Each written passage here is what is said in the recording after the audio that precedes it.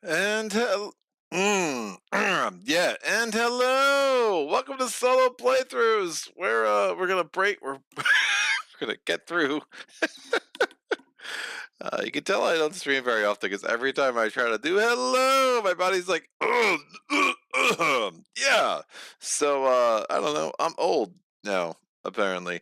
What's up, everyone? We're gonna go to chapter 2 of Primal. Excited about that. Not sure. Uh, what? All right. No, my computer's yelling at me. Morning stream. Hello. What's up, Silverfear? How are you, sir? Yeah. So excited to get this on the channel. I meant to do it last week. Yeah, cancellations are just a reality of life, and I do apologize. But we're getting there. Tried to mess with the settings a little bit. Coloring looks mostly good. Feel pretty good about the Christmas. There's a lot going on with this game. I will do my best to explain what all the cards are as we play as normal. All right. So Primal, man, I still really digging this game. Still playing through a campaign with a friend. Finished one campaign solo off camera, and we're gonna be hopefully play through the entirety of this one in the upcoming months. Sajid, holla! What's up, sir? Hope you are having an excellent evening, morning, afternoon, whatever it is. I can do the math, but that would be taxing and take too much time. So we're gonna move on. We have 6 options for quests. Thanks to having read chapter 2 of the campaign book, I will do a little story time with Greg. Sure, why not? Let's make it happen. I started early.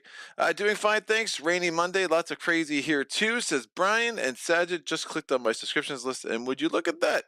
You are just going live. Heck yeah. All right, that is a woman that you should know. She is super badass, and we like her. All right, let's make it happen. Chapter 2, Commander Reja strides across the courtyard overlooked by the hunter's quarters. She can't sleep. There are too many images and too many voices crowding her dreams. In the darkness and silence of the hour before dawn, she can focus her undivided attention on training. She tightens the straps on her artificial forearm at the elbow. It is a device made of golden archium, forged by the blacksmith to allow her to continue using her spear. She picks up the weapon and starts repeating the positions: lunge, dodge, thrust, parry. You and some of the other hunters join her, waiting for her dawn speech. Someone offers to train with her, and they start fighting. Reja does not go easy on him. When her opponent surrenders, Reja notices the sky on the horizon is showing the first pale glimmers of sunlight. The time has come. You all sit down, ready to listen to her. Something has changed out there. All the teams that have returned have reported some weird behavior from the monsters. They are hunting far outside their usual territory, and they have been attacking and killing each other. Not out of hunger, but to assert dominance, says the commander walking among you. Exploring the wilderness has become much more dangerous. They sniff us out as if they were searching for something. In a moment of silence, you wonder who are the hunters and who is the prey. Years ago, our teachers, Alboria's first hunters, studied these creatures. They watched how they fought in order to emulate their movements. They realized that their thick skin was an impenetrable shield, and their claws were merciless weapons. Reja pauses to look at the new weapons and armor on the rack, and then continues. Today I'm asking you to all don that leather and take up those claws. Your appearance, your actions out there, you'll be beasts and just as brutal as they are. You will be crushed by the weight of that armor, but you will do it to protect what makes you human. Reja pauses and walks past you. Remember that a monster has the strength to survive alone on Thyrea. We do not. We do need each other, and that is how we shall survive. The end of her speech is met with a loud cry of agreement, and the commander salutes you and sets off toward the living quarters. As everyone disperses to start training, amidst the comments from your companions, you can hear the exuberant young recruit speaking aloud. But that hand, what happened to her? One of them asks as they have their voice crack because clearly they're going through puberty. All right, we're getting through, kids. We're gonna do it. I promise. All right, they say it happened years ago. She was the young leader of her own hunting squad. One member of her group ended up within the gaping jaws of a monster bearing down on him, but she threw herself in harm's way to protect him. She forced her spear between the creature's teeth with such strength that it went straight through its skull. But the monster's teeth sank deep into her arm, and the wound wouldn't heal. So they had to amputate, another replies, checking the balance of an axe in her hand. When she recovered, she started going on missions again. She changed squads a lot, inspiring the hunters there to become leaders. There was something about her that inspires you to be better. After a while, she became the commander of the council. She says that she secures a scale covered shield to her arm. You leave behind your companions who are busy with training and go to the quest board where the new quests have been already posted. Inspired by the commander, you want to test your mettle as soon as possible.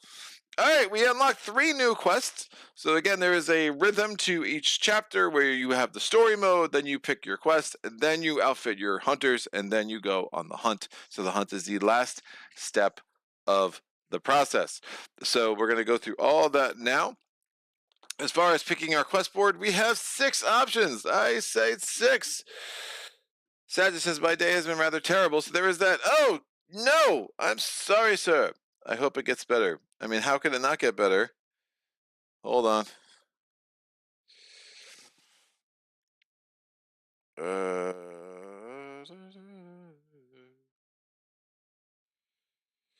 All right.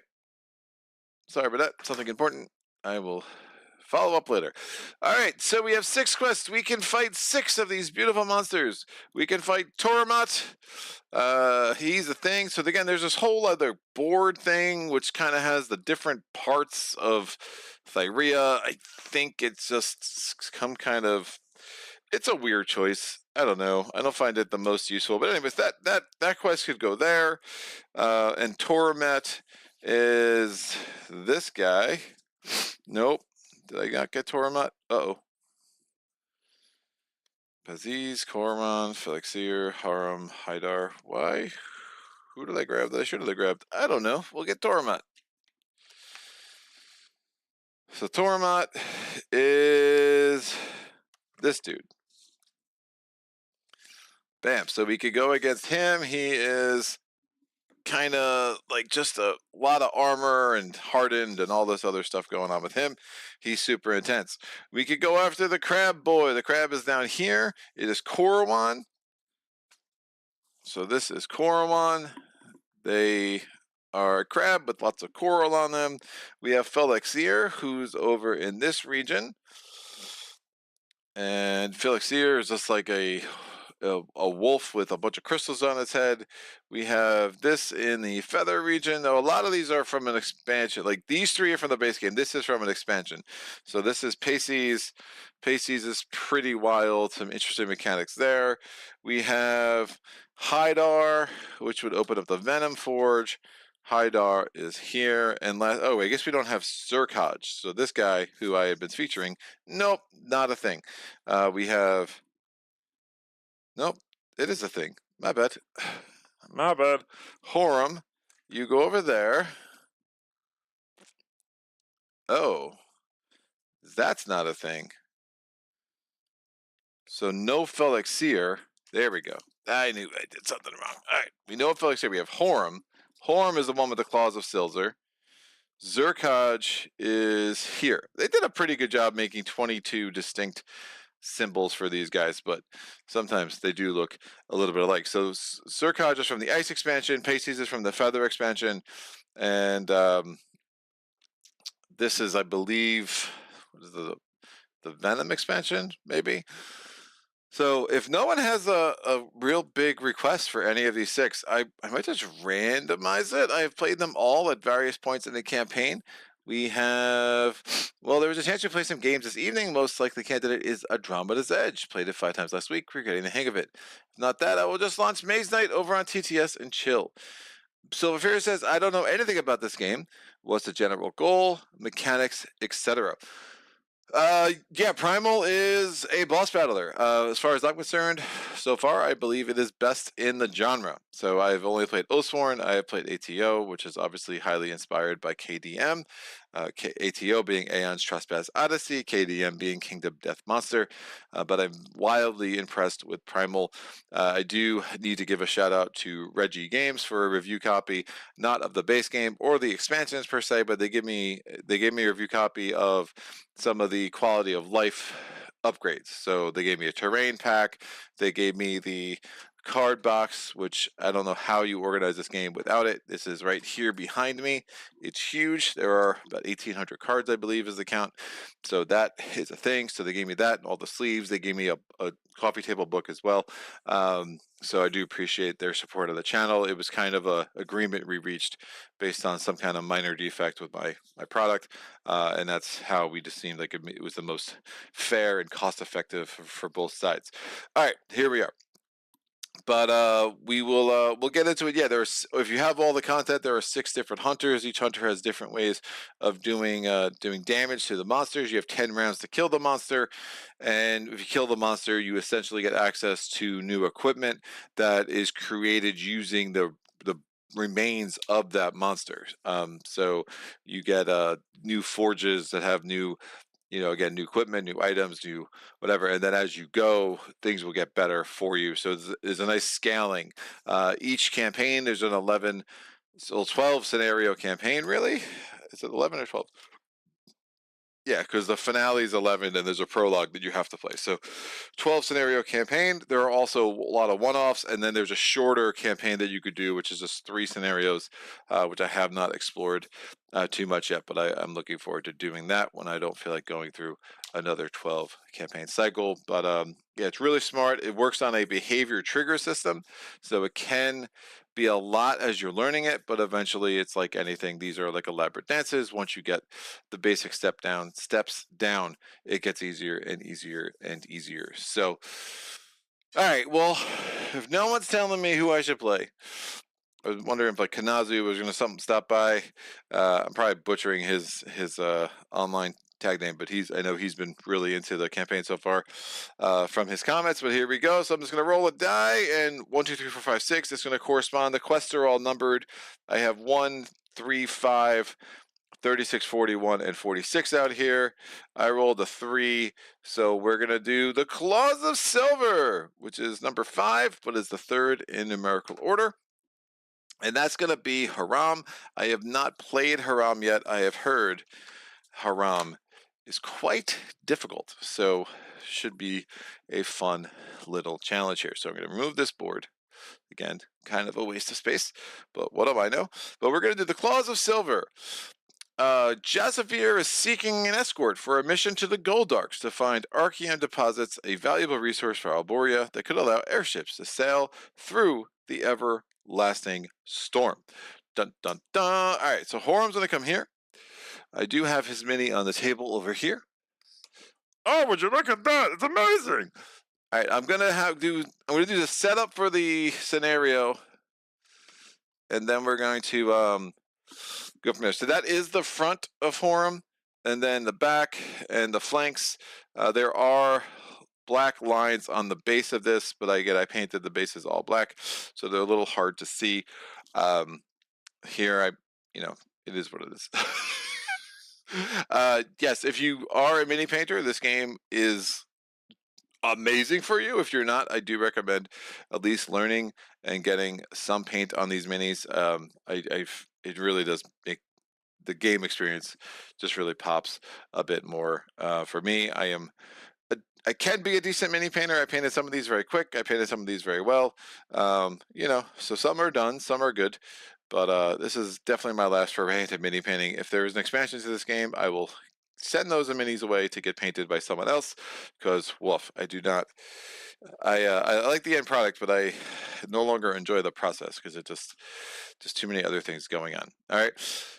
So Horum is weak to both fire and lightning, which is great because we have access to those forges. So again, whatever creature you defeat, you get that trophy and you open up the corresponding forge. So we have the fire forge and the thunder forge.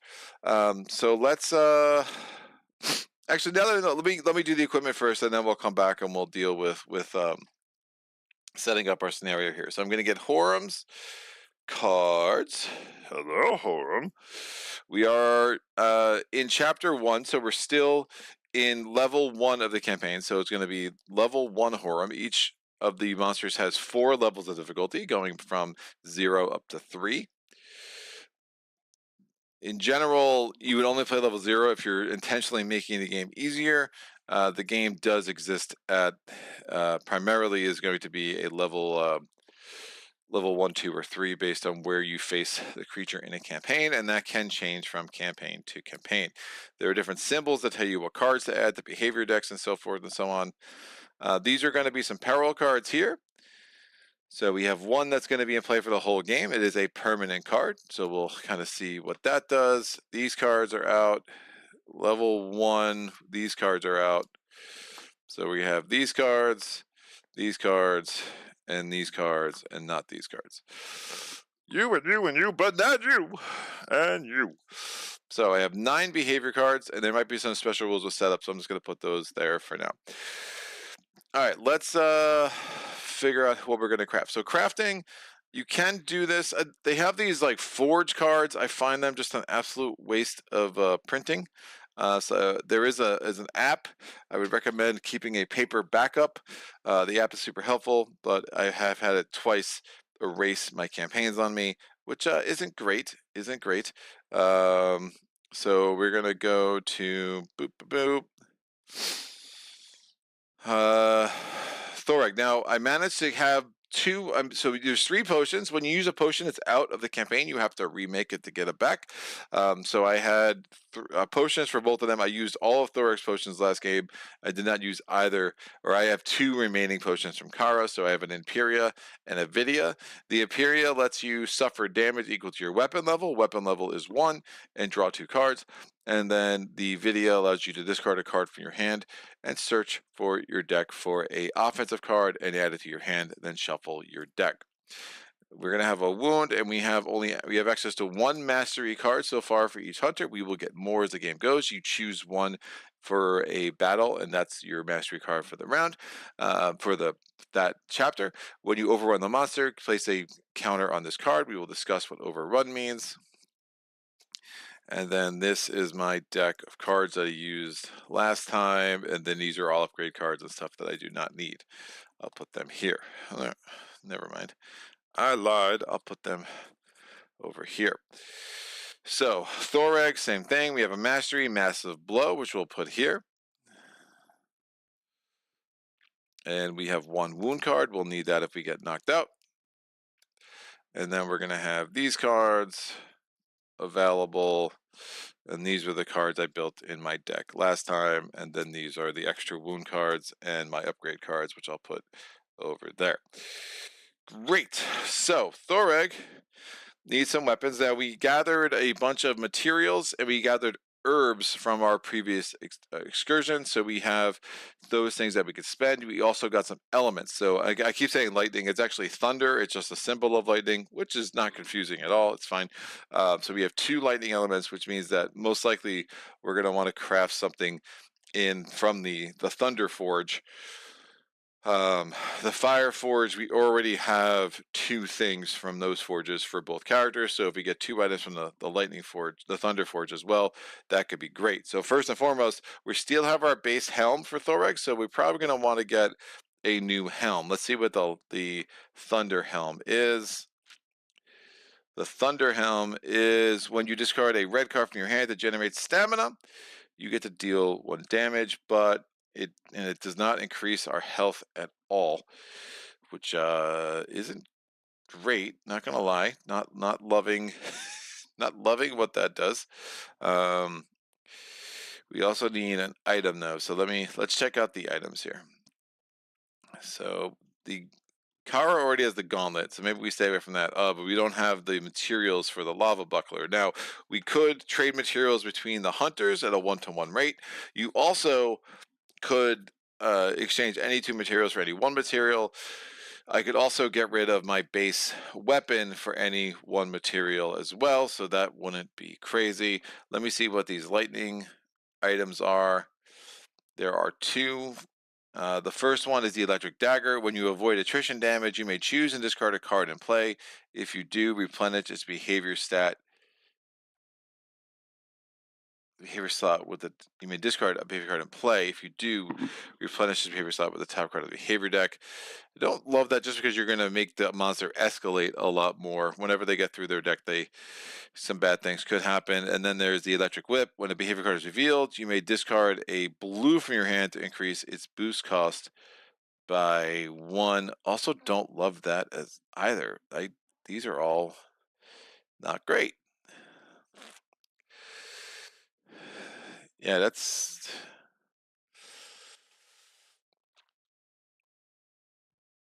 When you may choose this card. If you do replenish this behavior slot, the top card of the behavior deck, and that costs 2 blood as well. Woof. Woof woof. And none of these are that exciting. What's the red scale helm? Discard the top card of your deck. If that card is, I don't love that. Man, I don't really like these. Not good. I might save up. I discard a card. This I might actually use a couple of times. Fine. I'm gonna craft the Thunder Helm. So that is going to be a level 1 Thunder Helm because we're still at level 1 of this campaign. My thing is holding me back. Thunder Helm. Thunder Helm, Thunder Helm, where are you? Alright, level 1 Thunder Helm. Now I still have a base helm there, so I could discard that to get a material. I probably should have an item. I don't have a fire for that is the problem. I see. I can see clearly now. This might. Oh man, 2 blood. Do I have any blood? Behavior revealed. It's just to increase the boost cost by 1 just seems not worth discarding a card ever. Like ever. Unless I have like some blue cards that are like, when you discard, do this. But I don't think I do. Yeah, I'm not getting that. This is an absolute waste. This Electric Dagger could be interesting. Let me see if I have a blood. I do have 1 blood. Alright, that's fine. So I'm going to discard my base helm. So I'm going to take that out. And when I did that, I'm going to gain myself a blood. And then I'm going to go to items. And I'm going to get myself the Electric Dagger craft. So base helm is out. Electric Dagger in.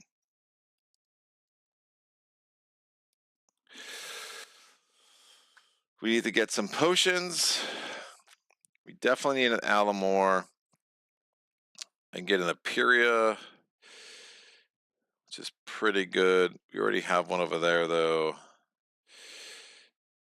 Ooh. All right, let me get a Hatrox. So for damage equal to your weapon level, your weapon gets +3 damage, stands it around. So I got a Hatrox. Take all the potions out of here. Get the level 1 potions.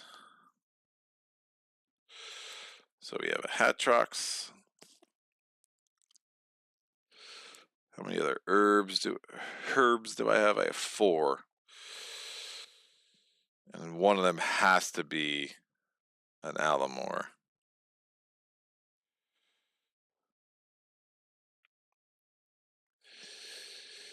That's fine. I'll get a Vidya because it's the only other thing I can craft. I'll also get an Alamore.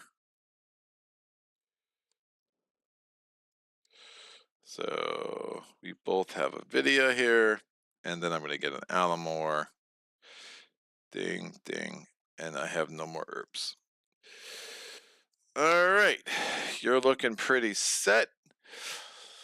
If we look at our makeup, so 6, 5, 4, 5. So that's the exact items we can have. Now remember, though, Horum is weak to both fire and thunder, and we have 4 items. So for every 2 of those symbols that we have, we're going to be able to augment our deck by 1. So we can actually make the 6, 5, 4, 5. We could augment those numbers plus or minus 1, and we could do that twice, if that made sense. So I think I have 21 cards here. 1, 2, 3, 4, 5, 6, 7, 8, 9, 10, 11, 12, 15, 16, 17, 18, 19, 20. Ooh.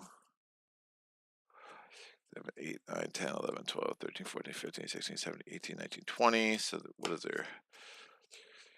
5, 6. There's 6 here, which, yeah, makes sense. I guess the last time I played that the thing wasn't weak to anything, so I could add 2 of these cards to my hand.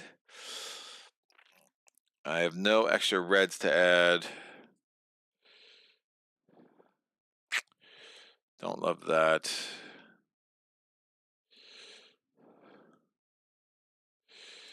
Confuse. All right, I'll take another.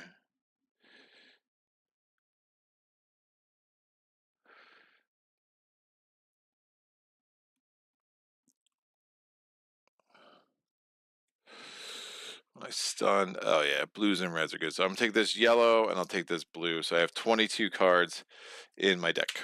I'll shuffle this up, and Thorag is ready for battle. Mateo says, hello, Greg. Hello, chat. This is the first play of this game that I watch. Are you enjoying it? I love it. Yeah, no, it's really good. I'm very, very impressed with it. It's a very ambitious game, and they did a really good job in the execution. So I'm, it's again, if you don't love boss battlers, I don't think you're gonna love this. I mean, it has its limitations, but if you like boss battlers, I think this is the best I've played. And there's a lot of things I love about it.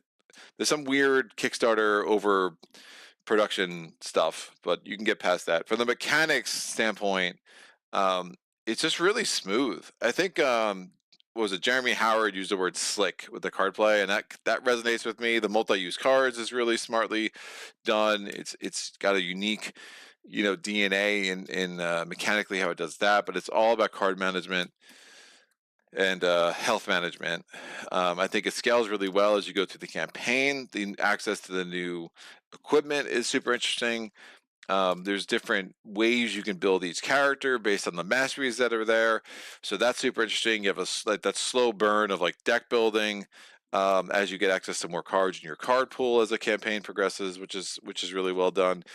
All the monsters are super different, but one of the things I really, really like about this game is that Gloomhaven, Frosthaven, any boss battler, you have to worry about line of sight and area of effect attacks and minions in addition to the monster. In a lot of those games, not all of them, but a lot of them have this like minion component where you're dealing with all this crap. This game doesn't have that, right? You don't have to worry about monster movement other than a simple turn, and that's such a nice departure from the norm where like the monster isn't going anywhere. It's staying right there, just turning around, and you're also just trying to move around it, and with Kara you can go over the top of it, but you're just really trying to position yourself to be able to pull off different attacks. You might have rounds where you're just kind of setting yourself up better for the next round. There's a little bit of cat and mouse. There's also a learning of the monster and their behaviors that I really like. That seems very thematic, where you're just like, I know when I do this, the monster is going to do that. So you have to kind of plan for that, prepare for that, and kind of have that foresight. So the experience you have with the monster makes you a better hunter of it. And I think that's all really thematic.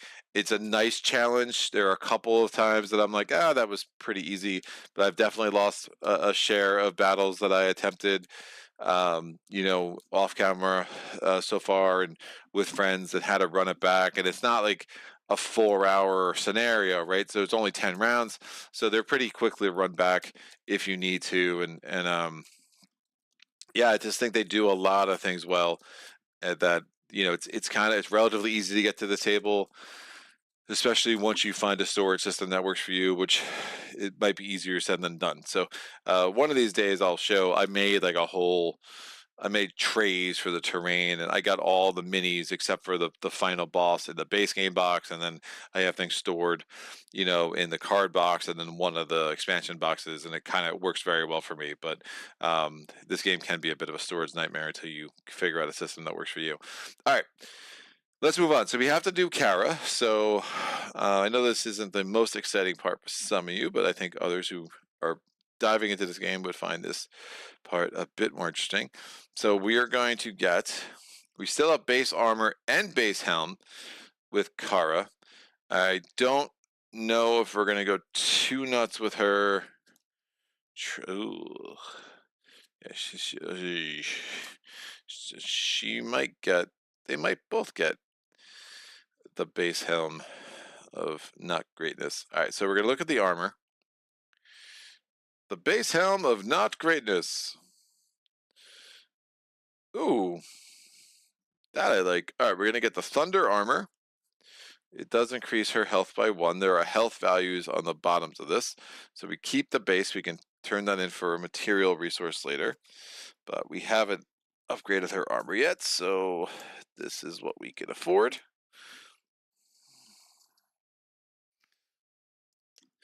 Level 1, thunder armor. And do we also get the base helm just to get the elements that match? I think that might make some sense. Sure, they both have a thunder helm. Why not? Thunder helm in the house.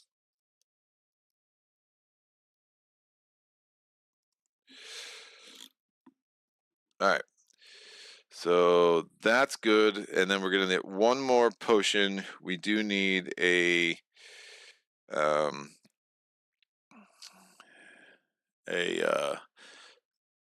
Alamore for her, just for the healing abilities.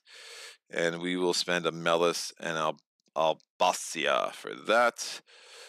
Craft a Melis and an Albacia. Done. I might not have spent an Albacia, but that's fine.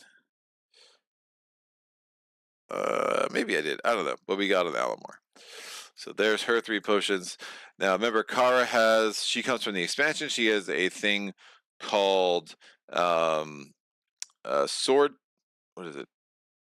Sword dance, blade run, something cool. What is it? Oh man, I forget. She has this thing down here, which is crazy. Battle dance. So when we spend 3 offensive cards in a row, we trigger the first part of battle dance. When we have 5 offensive cards in a row, we trigger the second part of battle dance. 7 in a row, we trigger the third. It's a super cool thing. The last round was so close, I think I peed a little bit. Well, don't do that. That's weird. Yeah, I actually made that a lot harder on myself too. If you look at the comment from Kanaziu, he's got to tell me how to pronounce his name phonetically. I was playing that there was something that added +1 to damage, but it was only supposed to add +1 to damage for the turn, and I was adding it for the round, which it was a fairly big difference in how that played out. So yeah, don't do that. That was bad. Oh, dancing's great. Surprised I took that one out. And deal your weapon damage and draw 1 card.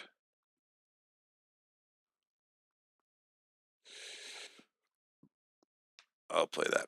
So there are 4 base color cards, and we will talk about what they do. So your red cards and your blue cards are considered offensive cards. They have 2 rather different purposes. Your red cards are more your direct offensive cards. Now, what that means is whenever you play a red card, you are going to do the weapon value, the damage value on your weapon, not your weapon level value and your damage value. And those 2 things are important to distinguish. So every time I play a red card, I'm intrinsically doing 3 damage. All right, and then every time I enter my deck, I'm also adding another thing on there, so it could go 4 damage, it could go 5 damage, right? It could go up to 7 damage if I go through my deck quick enough, which is indeed something I will be trying to do based on the thunder armor that I grabbed here. So there's a little bit of downside to emptying your hand, but we'll talk about that as we go. So the blue cards, they remove something called struggle from the monster. The monster has 6 struggle. I'm sorry, the monster starts with 2. Never mind. Don't forget about the numbers. The numbers will change. If the monster ever gets to 6 struggle, is what I meant to say, the monster will do something called unleash, and they will attack us. The attack will be equal to whatever this value is down here. That will change over the course of the game, and it indeed could be added to with a +1 or +2, depending on the behavior cards of the monster. I have never played Horum, so we're about to find out what all the fuss is about with him. But every time you play a blue card, in addition to the ability on the card, you will also remove 1 struggle, which can be super, super helpful. Again, if it ever gets to 6, you reduce it down to 2, and the monster unleashes. The struggle is also used by the monster to trigger some secondary effects of the behavior cards of the monster, all of which could be quite nasty. The other kinds of cards in here are the yellow and the green. These are your defensive cards. One is called a parry card. One is called a maneuver, I think. But they are all much more defensive. A lot of times they'll give you card draw and other. So yeah, the green are dodge and the yellow are parry. So the when they're in your sequence, now your sequence is generally only going to be 5 deep by rule, but there are things that can enhance your sequence and make it longer. But usually, as a general rule, you can only have 5 cards in your sequence at the end of a round. At the end of a round, at the end of a turn, I should say. At the end of a turn, you're gonna pull one of these cards here from the attrition deck, and you're gonna compare that number with how many defensive cards that you have in your sequence. If the number of defensive cards you have is the same or more than the number in the attrition card, you avoid attrition damage. If it is less than, you will take the damage over here. Once you take enough damage, you might get knocked out. So we're both starting with 10 health. So if we ever got 10 damage on Kara or 10 or more damage on Thorek, they would be knocked out. And then they would actually have to cover up the lower value. You could cover up the higher value. I wouldn't recommend it. Cover up the lower value on one of your items, and now this item is still in play. That effect is still a thing, but my health is only 6, so if I were to receive 6 damage at that point, game over. If at any point both of my characters are knocked out, I've lost, and we'll need to run it back and try again. All right, so we're going to shuffle this up. We have 22 cards in both decks. Again, both of the weapons we're using give us a array of 20 cards, but because Horum is weak to the thunder and the fire that we have, we could add 22. There are reasons why I wanted 22, although there would be some argument to have less than 22 cards and only keep the 20 cards for Kara, because we do want to get through her deck multiple times. But I think the addition of the blue cards that I added, or the blue and the red that I added, the addition of the offensive cards, put it that way, indeed is going to be a net benefit over having less than the maximum number of cards that we can take. So we're going to do this. Every time you go through your deck, you do take fatigue damage. Fatigue damage is the amount of damage equal to your weapon level. Again, not the amount of damage not your weapon's damage value, but the weapon's level. Both of our weapons are level 1 because we are still in the level 1 stage of the campaign. Once we get to level 2, we can start upgrading our weapons to level 2, where the damage they will do gets enhanced, the abilities they have gets enhanced, etc., etc., etc. But again, we will not get to level 2 until chapter 4. All right, we're going to move these over. We're going to get our attrition deck right here. That might get modified a bit, so I'm not going to shuffle that up entirely. Let's go to the, I think this is number 5, if I remember correctly. So here we go. Claws of Silver is the scenario of today. So if you're going through the order of operations, we had the story phase, we had the quest phase where we just chose our quest, we had the equip phase, and now we go to the battle. All right, special rules, Archeum tokens. This scenario uses Archeum tokens. Keep these tokens near the board and use them when instructed. By abilities during the game, Archeum tokens are explained in detail on page 97 of the rulebook. I have never played with Archeum tokens. What do they do? I don't know. Let's find out. 97. Why they just didn't put it here? It's a minor gripe. Like, this is not that much text that it shouldn't have just been here, right? And like, it's little things like that that I'm like, I just, what? Just put this in the scenario, dude, please. Anyway, Arceum tokens. Arceum tokens are placed on the board as a result of card abilities that are specific to Horum. As described in Horum's Floating Stones Peril card ability, these tokens protect Horum from the player's attacks. When you play an attack card, if you're in a sector with Arceum, that token prevents any damage you would normally deal. Wolf. Then remove the Arceum token from the board. In each sector you can have a maximum of one Arceum token per player. So that would be Dose. For those of you who can't count how many players I have. All right, well that sounds hard to deal with, but we're gonna deal with it. We shall. So we're only gonna need 8 of these because it's max 1 per player. I do not know why. They gave you 20 because if you're playing a 5-player game. That makes sense. It's all becoming clear. All right, so we're going to put these on the board. Hello, Arceum tokens.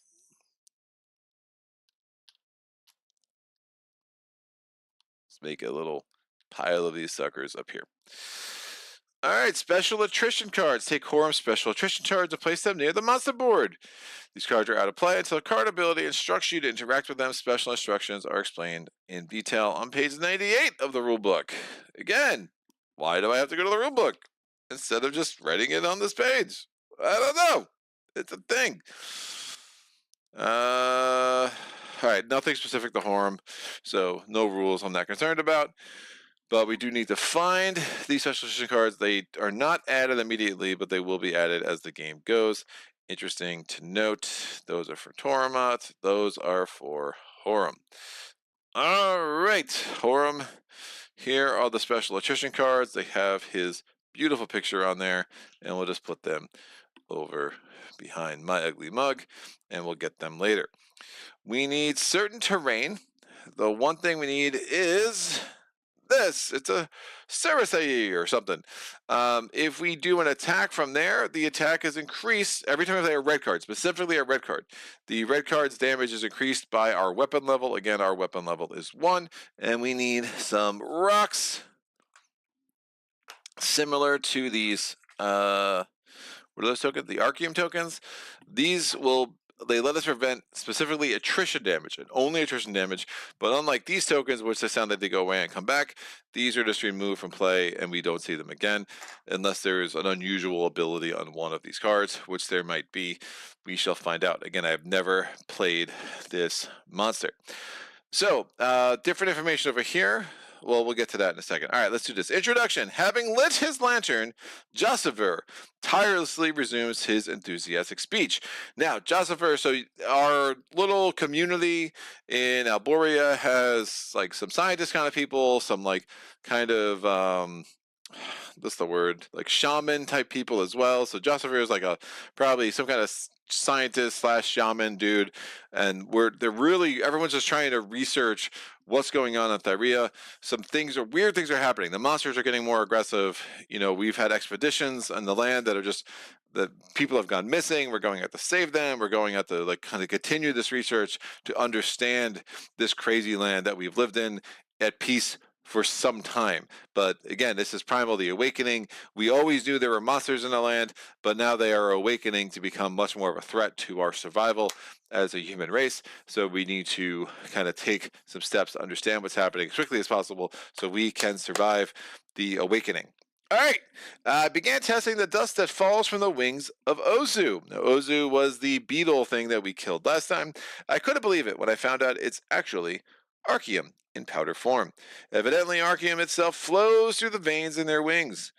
When combined with aircraft fuel, this powder gives the flame a powerful, almost inextinguishable energy, so our airships might be able to stay their course through the everlasting storm. The tunnel you have taken descends endlessly into the depths of the Goldarks. The darkness seems to assault the light of your lanterns, while your ear is strained to pick up every tiny noise. Josavir has discovered that Horum, the dragon covered in hard, silvery metal scales, is also attracted to the veins of Archeum, so much so that it digs these tunnels with its own claws to extract even the smallest sliver, not silver, of the precious metal. We don't understand why these beasts seek it with such intensity. Perhaps they somehow sense the energy it contains, whispers Jasper, his voice no louder than a light gust of wind. As if confirming his words, the screeching sound of claws scraping over rock reverberates around the cave that the tunnel has led you to. The air is suddenly thick with energy, and your skin shudders as it galvanizes with tension. The crushed stones seem to move nervously under your feet, and the boulders piled up against the walls of the cave begin to shudder and rise into the air. All around you, the terrain is reacting to the monster's presence and the energy emanating from its body. You adopt a united formation, shoulder to shoulder, to defend yourselves against the Archean-veined rocks that are now relentlessly encircling you. The Horum glitters as it emerges from the darkness, clinging onto a steep wall with its steel claws, and then leaps at you from there. Dun dun dun! That is that. Alright. Now we know. So, it is resistant at the start of round 1. Place an Archeum token in the front sector. So, start of round 1. This goes here. And then we know Horum can be attacked from any of the 4 quadrants, so we do not have to worry about positioning as much, at least while it's in stance 1. And Horum will be in stance 1 until it has 6 health left. You have to inflict 10 wounds on this sucker. In order to win. Right now we start at 10. Once we get down to 6, we will eventually, Horum's going to change his stance. He'll change some of his behavior, but until then, this is what we got. Now to inflict a wound, we need to do 4 damage per hunter. For you math majors, yes, that is 8. Congratulations, pat yourself on the back. We have these behavior cards. Every time Horum goes through his behavior cards, he will add to his struggle pile just 1. So again, something to be aware of. I do need to look up the word resistant because I have not seen it in a little bit. What is resistant? So we have a fairly comprehensive glossary in the back of this. It could be a little bit better, but you know. Resistant. When you complete a stance card with the keyword resistant, do not carry over any excess damage to the next stance. So that means normally so it's 8 damage for a wound. If we did 30 damage, we can do 8 and carry 22 over. But with Horum, he's resistant. So anything that carries over, it will carry over from wound to wound to wound, but it will not carry over from this card to the next because it's going to go to a completely different stance. Hold on one sec. Interesting. Hold on.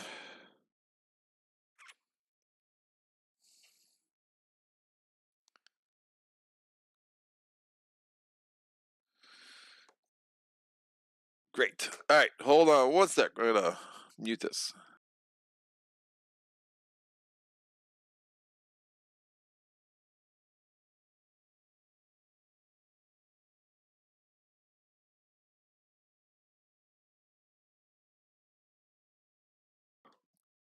Brian, do you have a table level camera to see all these minis? Unfortunately, I don't.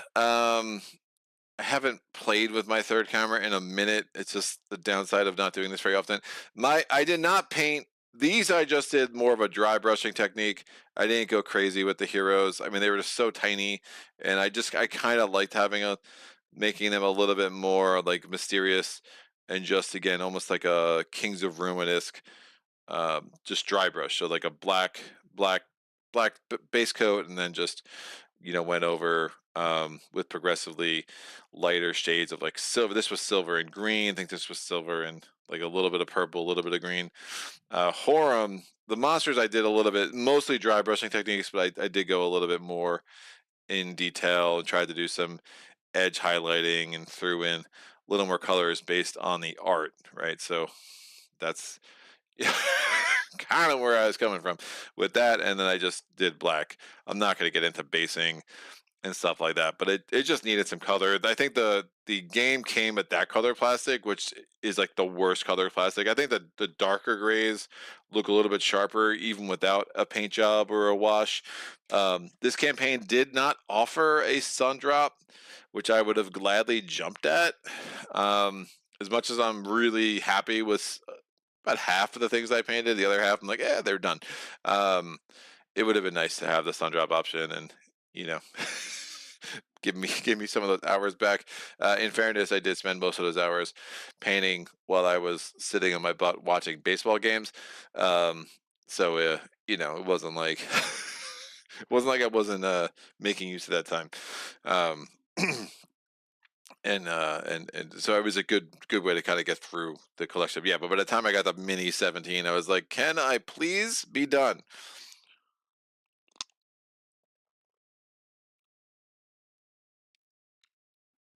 Oh, Brian says, thanks for sharing. They look awesome. Yeah, man, no doubt. Yeah, and then this was the terrain. I'm actually really happy with how that came out as well. So there's, you know, you got some fern-like things over there. There's 5 different kinds of plants that have different effects. It's all pretty solid. All right. So I'm going to take the behavior deck. Now, again, I looked at these symbols. I'm on level 1. There are essentially 18 behavior cards in general for most of the monsters. And there's for level 1, there's 3 symbols you're looking for. You just get those trio of cards, and you put them together. When you get to level 2, you take out 3 cards, add 3 more cards. You get to level 3, take out 3 cards, add 3 more cards, and then level 3 again is the final level. There are trigger symbols on the back of all these. I will explain all of them as we go. I will remind myself of the abilities I have. When I play a blue card with the Burning Stone, I can discard the top card of my deck. If it's red, I can add it to my hand. And then my red scale armor, if I start my turn and my health is critical, I get to draw 1. So if I have 5 or more damage on me, I can just draw an extra card at the beginning of every one of my turns. The Dragon Wings, when my deck is empty, Dragon gets +1 damage, max 4 times a game. And the Voltier Gauntlet, when I discard a red, when I use a red, when I use an offensive card to pay for a red, I increase the damage the attack deals by 2. And when I discard a red here, I also do a damage. So that could be a nice little combo that I might want to exploit as we go. All right, I'm going to take these 9 cards.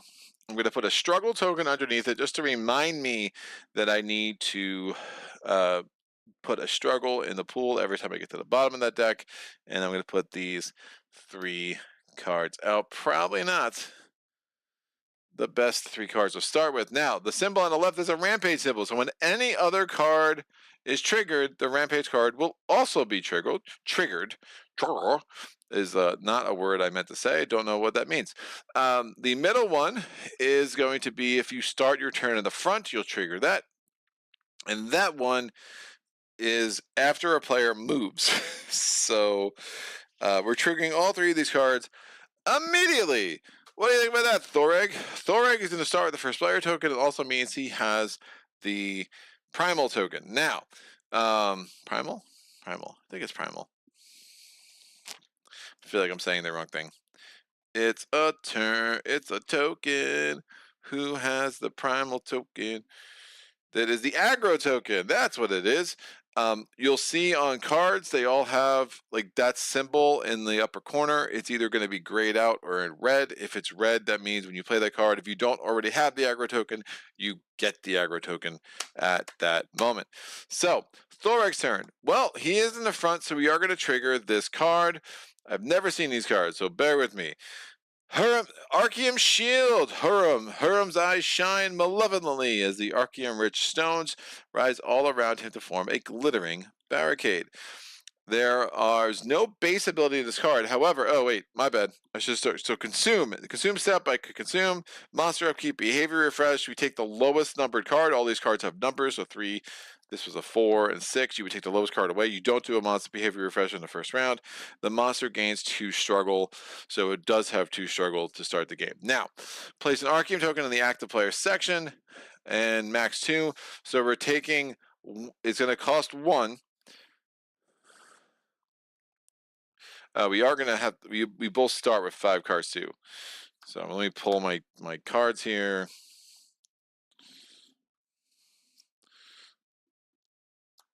In case there's anything, like some have discard abilities and blah blah blah blah blah. It's a couple things about cards. So cards say some of them have discard abilities that you can like have some effect on the game. You'll also see in the bottom left has this like there's the teardrops. It's usually 1 or 2. That means when you discard this card, you get that much stamina value to pay for other cards. And when I'm saying for pay for other cards, cards in the top left, that's how much stamina you need to pay in order to play the card. So if I wanted to play this card, I could discard this card with 2 stamina to pay that 2 stamina cost. You'll see in the top right, that's where you have the aggro indicator. So out of the 5 cards that I start in Thorok's hand, 3 of them would not make him get the aggro token if he didn't already have it, but 2 of them would, right? So just again, introducing you to the card anatomy here. But so we're going to take off 1 struggle.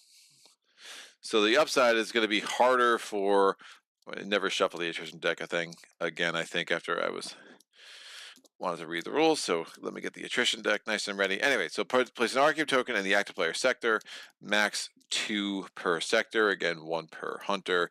There should be 10 cards in this attrition deck. There are. The attrition deck starts at its base with 1 3, 3 2s, 1 0, and 5 1s.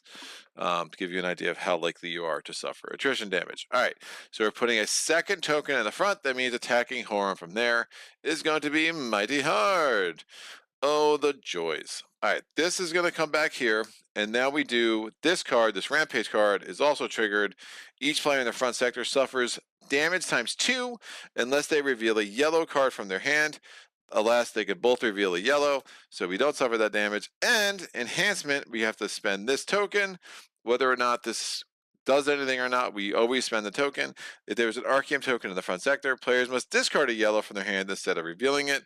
Well, that's awesome. Yeah, I don't want to suffer 2 damage right away, so we're going to discard for Kara, and we'll discard. Yeesh.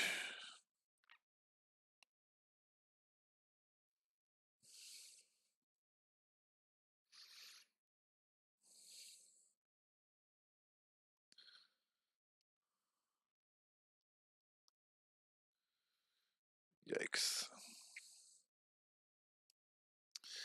Discard. We'll discard this card for Thoric. All right. So these are both done now. So they go away and they're both refreshed. 1 and 2. Now, if one of those cards came out with something that would be triggered, you only evaluate whether a card triggers at the very beginning of the turn. So they would not. You're not going to have like this string where it's going to keep triggering. There's a minor exception to that. Like if a Rampage card came out and another card was there that was already going to be triggered, the new Rampage card would indeed also trigger. But that's kind of a little bit in the weeds. All right, I'm trying to stun this dude because he is a big jerky jerk.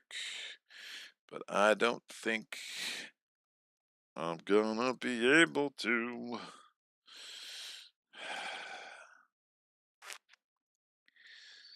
Yeah, it's probably worth trying. So, I need, oh man. If I can play 2 reds in a row, I can stun. But that's not going to be easy. But I'm going to discard stamina. So let me put these cards down here. I want to move. So if you don't move, maybe I don't move. If you don't move, you get threatened, which means you get the threatened token, which means in the attrition check, you draw 2 cards, not 1, and you take the worst effect. There are also assist abilities and stuff. So if Kara had an assist card, she could discard that. Let me draw a card. Maybe I really do want to open up my massive blow. Like cancel the damage, which doesn't make me super happy though, which is part of the problem. And if I move, I have to pull that, which is also super annoying. Yeah, not the most. Ooh, that could be helpful. Okay, so I'm gonna discard this to move here. I'm in the place with the Thursday. There are none of these tokens, which can be helpful. Now, when a hunter moves, we reveal this. The active player suffers damage and becomes threatened unless the top card of their discard pile is an orange. Well, would you look at is a green? There is no orange. Look at that, it is a green. So I'm not threatened, and I don't become. I don't take any damage because of that. This card comes out. That means it's just an end of the round effect. All right, we're good. I'm going to now discard Whirlwind for the 2 stamina, which lets me play Iron Will. Iron Will is a yellow card. That's green. So if I play a green defensive card, it's going to trigger that. But yellow is fine. Since I played that with a blue, I get to draw 2 cards. 1 and 2.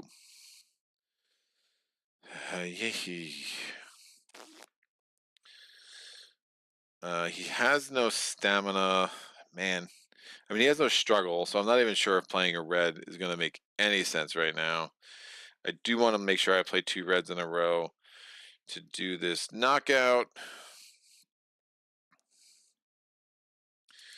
I didn't discard a red from my hand for stamina, so I don't do the 1 damage from Thunderhelm. I do want to look up this Arceum thing one more time, because if it might just be it avoids damage just from attacks. When you play an attack card, so yeah, any other damage would still be doable. It's just damage from attacks. Otherwise, it would say source of damage is the nomenclature of the game. Are the attackers when you play an attack card? Great. That's fine. I can't stun this round. I don't want to do anything else. I'm going to end my action phase. At the end of my action phase, since I have at least 3 cards in my hand, I'm going to take a stamina token, which I could use to pay the stamina cost next turn. After we're done with my action phase, we go to the attrition phase. I'm not threatened, so we're only drawing 1 of these cards. It's a 1. 1 equals 1. I avoided attrition damage. When I avoid attrition damage, I can discard a behavior card and play. Since I don't know what these behavior cards do, it's kind of hard to do that. But I'm tempted to do it anyway. Yeah, I don't know what these cards do. I'm not necessarily super excited. The next card on the top of the deck too is also another card that would just trigger at the end of the round. Maybe I don't want 2 cards to trigger at the end of the round. Yeah, let's trigger this one and get. Well, we're going to discard this for play because of the electric dagger, and at least we'll be able to see what it is. Place an Arceum token in each threatened sector. So that's a sector where a character has a threatened token. Place an Arceum token in the aggro player sector would be even more annoying. So that just goes away. Now that card's going to trigger as soon as it hits the table. So lots of crazy things happening right now. All right, so the attrition phase is done. End of turn, we discard all cards in my sequence. Cards do stay in order when they're discarded. We draw up to my hand size limit, which is 5. We get another red card, which is perfect. And we get another red card, which is perfect. These now still constitute my hand. All right, so didn't do any damage, but learned some valuable things, right? We know that the front card is going to place an Arceum token if there's any attrition. We know that this Rampage card is going to make you suffer damage unless you have a yellow card in your hand. And we know that if we're going to move, we want to use a green card as the stamina cost for that. So again, we're learning stuff as we go. Let's go to Kara's turn. Kara, again, we only have. Oh, my bad. Finally, the monster turns to face the aggro player.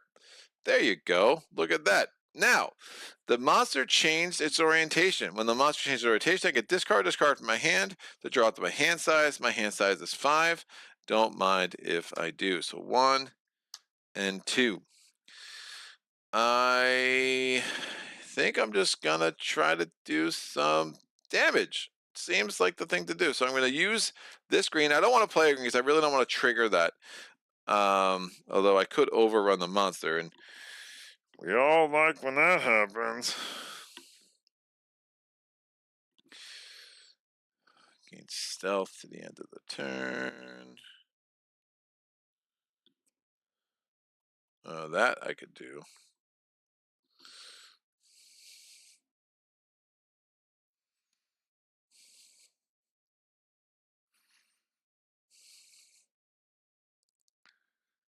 Draw 2.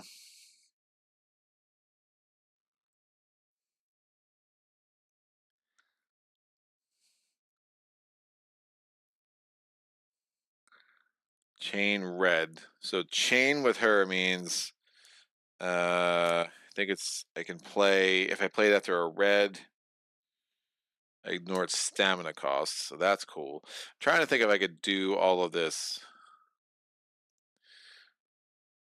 No.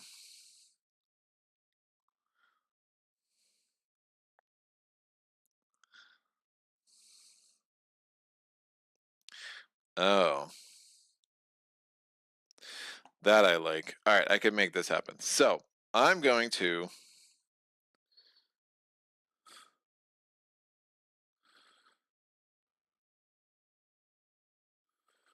do this to overrun.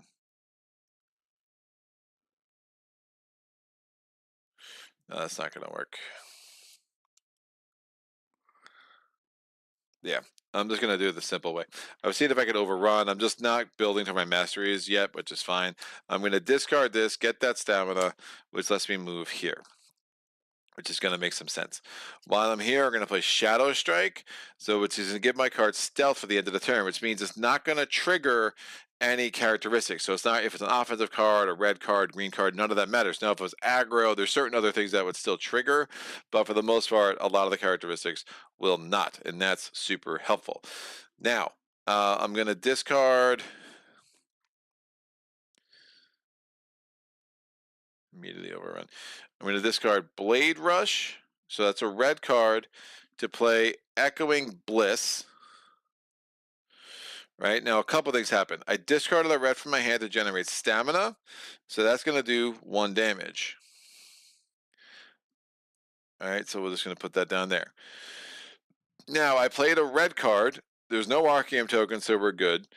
I'm doing 3 damage plus 1 because of this, and since I paid for this with an offensive card, it's plus 2. Now, it's not weapon level, it's just a straight up 2, the Vulture Gauntlet. So this is discarded, and I'm doing 3, 4, 5, 6 damage, which gets us up to 7. And 8, remember, is a wound. Now, normally I would trigger that, but my cards gain stealth until the end of the turn because of Shadow Strike. When I play that, it's... Oh, wait. That's going to happen next, even better. So this card, if I follow that card with an offensive card, then some other things are going to happen. So we're going to be good with this. This has a chain ability. So normally it's a stamina cost of 1. However, there is no stamina cost because it's chained. So I can play this after a red card. I ignore the stamina cost. We're good. I also increase my sequence sum by 1 this turn. Bunch of things are going to happen right now. So I'm playing this for free. I get the aggro token because it's an aggro card. I'm going to do 3 damage because that's what this does. I didn't discard anything else, so nothing else is going to trigger there. But it's going to be... Right, I got the 1 for that as well, making sure I got all the damage. So it's 3 damage, which gets us up to 10.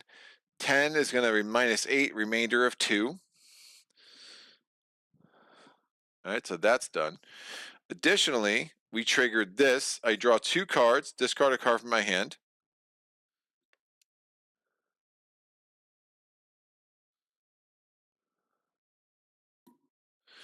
Oh, that also triggers too. I emptied my hand, so I deal 3 damage for that.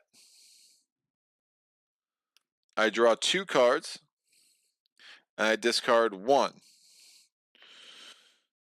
to immediately overrun the monster. I like that.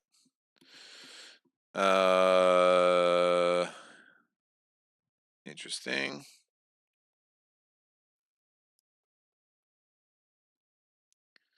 Oh, it's 3 damage. It actually was 4 damage because of the plant.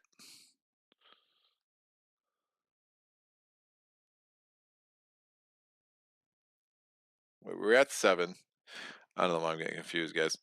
Sorry. We were at 7. We made it look like 2. I emptied my... Right, so it should have been 4 damage. So it should have been 3 there. Because of the plant, which I forgot. Now I do 3 more damage. So that 3 looks like 6. I do 3 damage because I emptied my hand. I'm going to... Oh, and when I played... My bad. When I did the 2 offensive cards in a row, I did 3 times weapon level damage, so it should be 3 more damage. That 6 should look like 9, which is the remainder 1.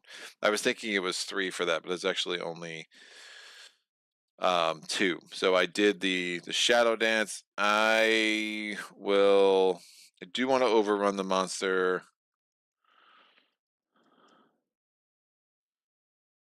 That he'll turn to face me, which isn't crazy. But then I could play this for free. 3 more damage. Now it's fine. I draw 2, I discard 1, and I'm going to keep this. Now, if I played this again, I would have an empty hand again. I would deal 3 more damage, but I don't think that's totally necessary. I mean, I basically did 17 damage in 1 turn. With Kara, that's pretty strong. Oh, I never looked at this. Permanent. Immune to blind. Whenever marked terrain is removed from the board, place an Arcane token in that sector. When you play a red, if there's an Arcane token in your sector, prevent any damage the attack would deal to harm, then remove the Arcane token from the board. All right, so that's cool. So it actually just codifies what the Arcane tokens do in a way that I appreciate. So, end of my action phase. That's that. We're going to draw an attrition card. It's a 1. So, want to be... Oh, never mind. I am going to take attrition damage. The attrition damage is just 1.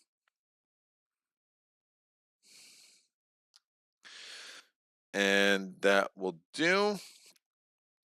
We're going to go to the end of turn. Discard all cards on my sequence. We're going to draw cards until my hand limit. My hand limit is 5.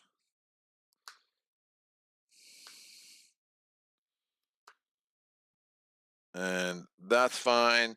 And now the monster turns to the aggro player. He's already facing the aggro player because I moved to be with my friend Thoreg.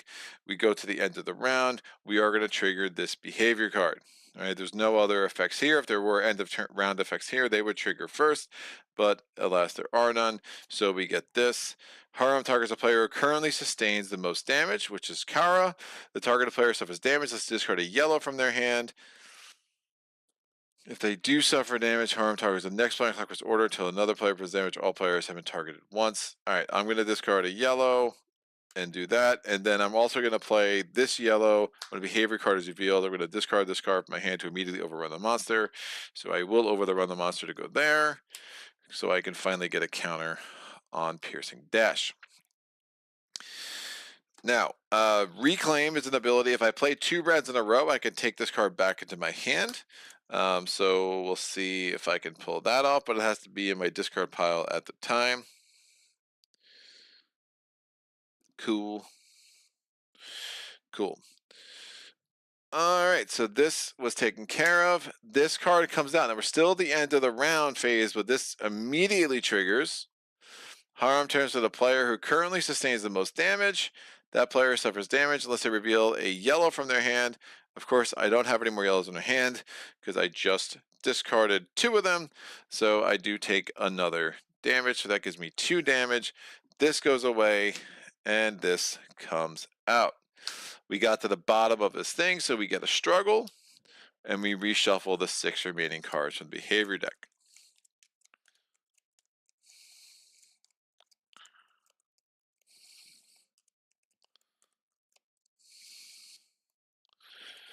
All right, so now we go to the beginning of the next round. The first thing we can do is we can consume one of our things. Wait, I'm going to put a thing there to remind me. So we go to round 2. I'm going to move that off to the side for a second. This is like the way I remember things. I'm going to take the first player token of Kara because she now has the aggro token. At this point, we can consume any of our potions. Nah, not that concerned about it. Although I would like some cards here. Ooh. Yeah, I'll play my Imperia, so I'm gonna suffer a damage to use my Imperia to draw 2 more cards. 1 and 2. Now remember, I'm really trying to get through my deck multiple times because of Dragon Wings. And it just makes my attack cards that much more powerful. And you saw how much damage I was able to do even at the most base level of that. All right, so I did consume something. I'm not consuming anything over here with Thoreg.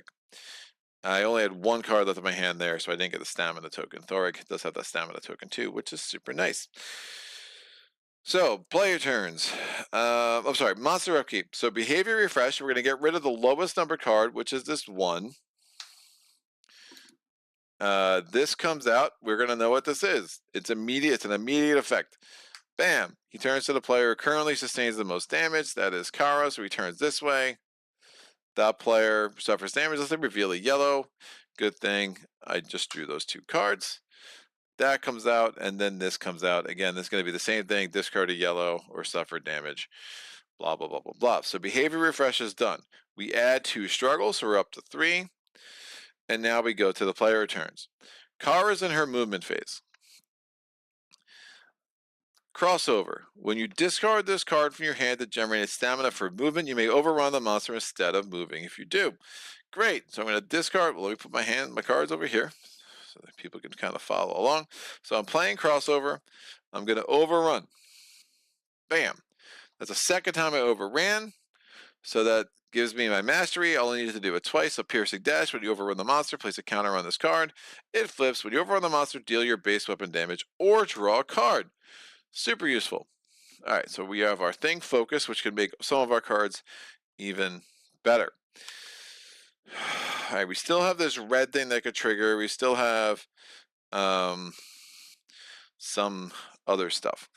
Now, backstab has stealth, which is cool because I am literally in the back. When you over the monster, you can discard this to deal 4 damage, but I think I want to get to this instead. When you reveal an Attrition card, you may discard this card from your hand to discard that Attrition card and reveal another card.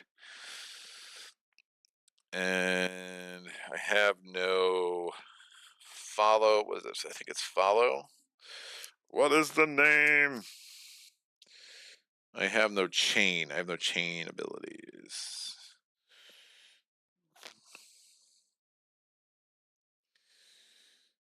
All right. So what I'm going to do, I'm going to play backstab. This card has stealth, so it doesn't trigger that. And it does just 3 damage, but plus the plant, so 4 damage, so make this look like a 5. I'm now going to use the knife for its 1 stamina, so I'm discarding this to play cut through. That allows me to reduce, it's a blue card, so which allows me to reduce the struggle. I did add the 2 struggle for that. That's why I have that reminder there. And this says you may immediately overrun the monster. I will overrun the monster. If I do, I can draw a card. Excellent. I love drawing cards. Additionally, because I hit Battle Dance, I get to do 3 times weapon level. My weapon level is 3, so I do 3 more damage, gets me to 8, which gives me a wound, down to 7. Making progress.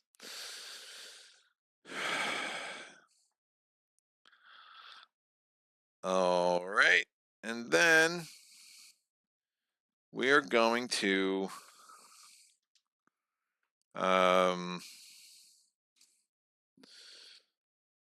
we do want to play one of these.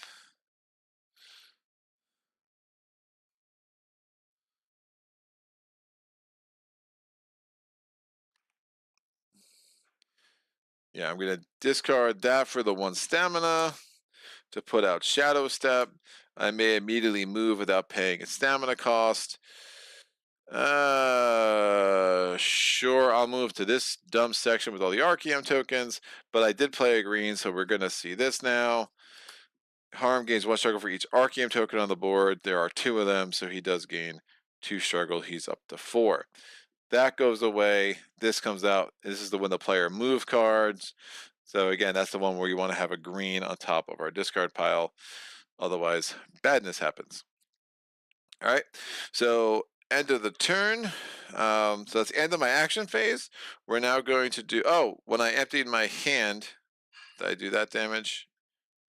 I don't think I did. When I emptied my hand, I do 3 damage, and my hand is empty. I did not. I got the 3 damage from Battle Dance, not from emptying my hand.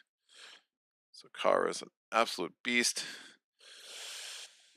And we're gonna do the attrition phase. Boo doo doo. It's a 1.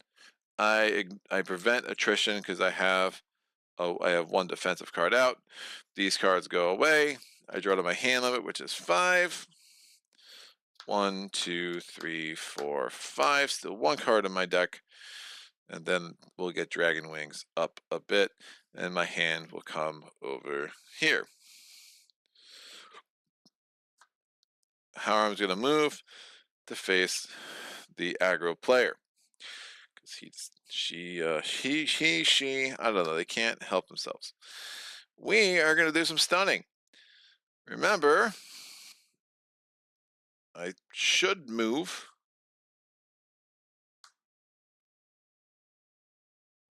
So we may immediately move. Right, I did that whole action, then that card came out, so it did not trigger that.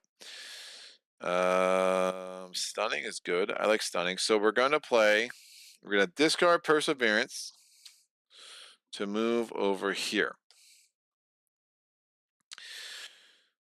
Once I move, this comes out. Haha, there was a green on top of my discard pile. So we are good. We are now going to try to stun the monster. Did I play red?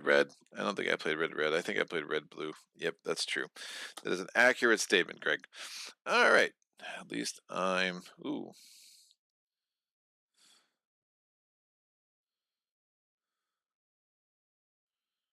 I need this. That's too much struggle. Makes not good.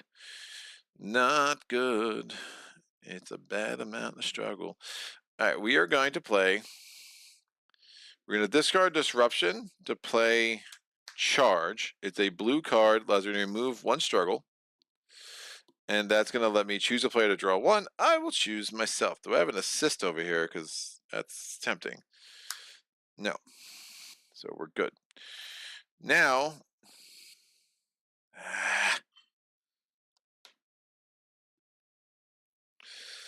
Yeah, I need more. I need more. I will discard this assist.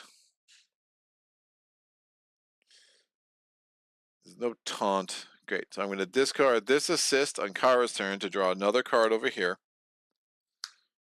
Tenacity. Not great. Oh, I have that stamina. I didn't need that. Sorry. I did not need that. I forgot I had this token up here. So I'm going to play Sledgehammer. I have to play it after a blue. And I can increase. I could pay X. X is whatever. So I'm going to pay 0. X is now 0. If I had paid stamina, I would increase damage as attacked by X times my weapon level. But clearly, I'm just going to do the base damage of 5. Burning Stone. Again, when I played that, I could have looked at the top card of my deck. If it was red, added to my hand. I did not want to do that. I'm just trying to stun some dudes here. So I'm going to do just my base damage, which is 5. 3 plus 5 gets us up to 8. Guess what? That's a wound. So a bunch of things are going to happen now. First, we get down to 6, so we're going to trigger this. Now, I also want to remind myself that I need to trigger this as well when all the rest of this happens. So when there's simultaneous things that trigger, you do this order and then this. If there's all simultaneous within the same category, like if I was triggering multiple things like I've done with Kara a few times, I can choose the order I want to resolve things. By the way, both of these have aggro tokens, so I'm going to get that. So Horum is going to advance to his next stance. And resilient, resistant, shield 1. Now, shield, any source of damage is reduced by 1 is what I believe shield does. So it doesn't just have to be an attack card, it's any source of damage. Each time any source of damage deals damage to the monster, reduces damage by the shield amount. So that's going to be rough. Shuffle 1 of Horum's special attrition cards into the attrition deck. So I think it's just the deck, so it doesn't say to add the discard pile. So I'm shuffling this. Now this card says when revealed, Horum gains a struggle. If the active player suffers attrition damage, he gains an additional struggle. So he's going to start to try to unleash on us a whole bunch. Alrighty then. Now, we've seen those end of round cards multiple times. Since we got to stance 2, now stance 2 is still just doing 1 damage. This card's going to move over. It's still in play because it's permanent. Horum shield is reduced to 0 for each. Is reduced to 0 for players in the rear sector. So if we're attacking from the rear, it has no shield. That's also permanent. Hit the tail, Horum. Awesome. Great. So we took care of that. We advanced our stance. And now, since we played a red card to get us into this mess, we're going to have to reveal this red behavior trigger. Bam. What is it? The active player suffers damage unless they have 3 or more cards in their hand. Well, I have 2. So we're going to remove. Interesting. So I suffer damage. I suffer 1 damage. It's the first damage I've suffered. And then it says we're going to take this struggle away, move an Archeum token from an adjacent sector into the active player sector. There is no adjacent sector with Archeum, so that has no effect. We still pay the struggle cost, so that was super lucky. And then this comes out. So now I'm going to use this card for the stamina and use the stamina token. And I'm going to play knockout. And a couple of things happen. First, now we have each wound is now 12 damage. It's 6 per hunter. So I'm going to do 5 damage. And I'm going to stun. I don't know what these end of turn things are. This was a struggle, right? No, that was discarding a card. Place an Arc token in each threatened sector. No one's threatened, so that's actually not. I'll place an Arc token in the active.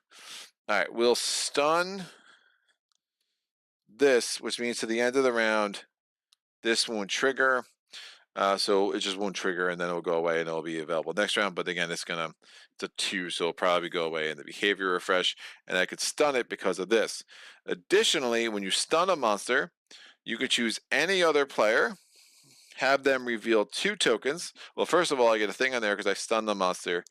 My goal is massive blow, and then stun says when you stun a monster, then choose a player, reveals the 2 attack cards from their hand, and deals the weapon damage to the monster for each card revealed this way.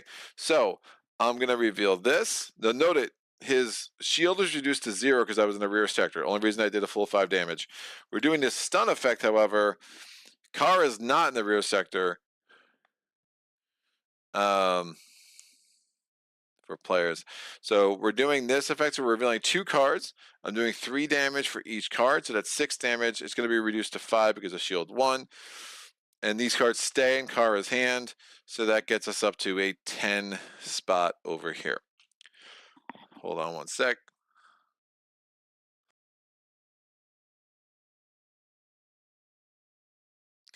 We have Smiling. What's up? Nice to see you on the YouTube again. Thank you, sir. Yes, I will be here when I can. Might not be that often, unfortunately. All right. That's that. Oh, wait. Nope. I did not discard a. Oh, wait. I did discard a red for stamina.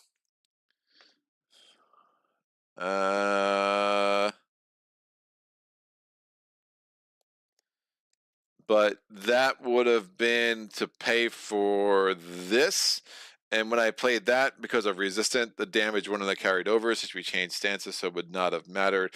But I would have done one more damage because of Thunderhelm. And actually, that one damage is not going to ever happen really again because it is a source of damage, and Shield 1 is going to make that not a thing. All right, so that's the end of the action phase. We now go to the attrition phase.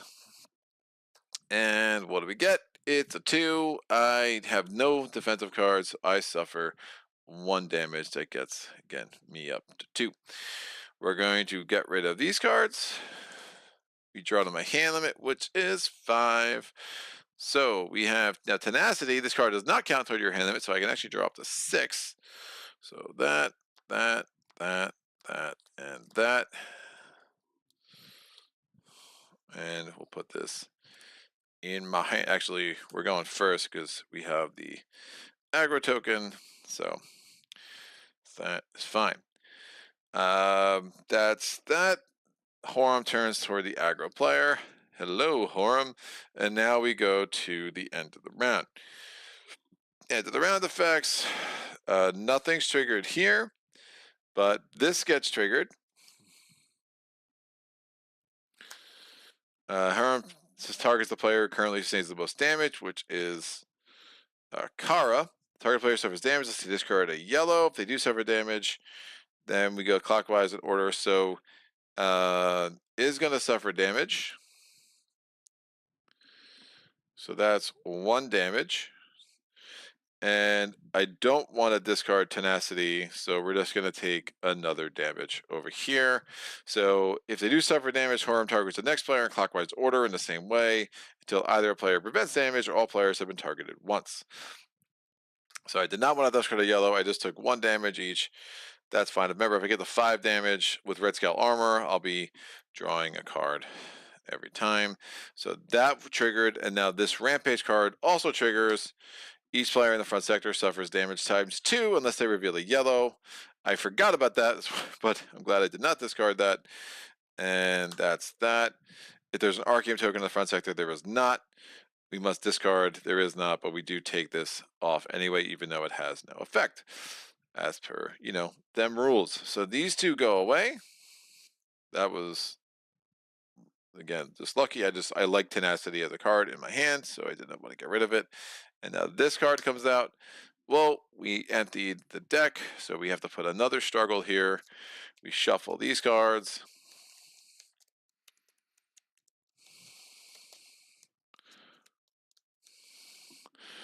And this comes out. Other end of the round effects. This card, this token goes away. But that card did not trigger because it was still stunned until that moment in time. We go to round 3. This comes down. We can consume. It's a 2 there, so the Alamores are only half value. I don't know if I want to do hat tricks. Don't think I want to do Vidya. Although it's interesting.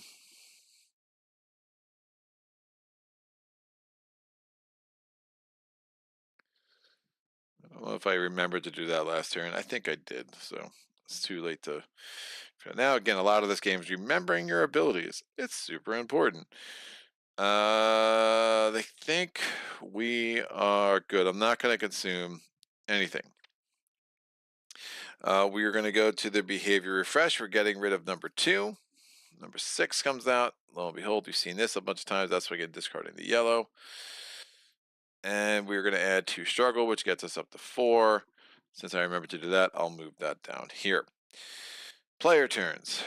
So Thorig is now first player because he has the aggro token.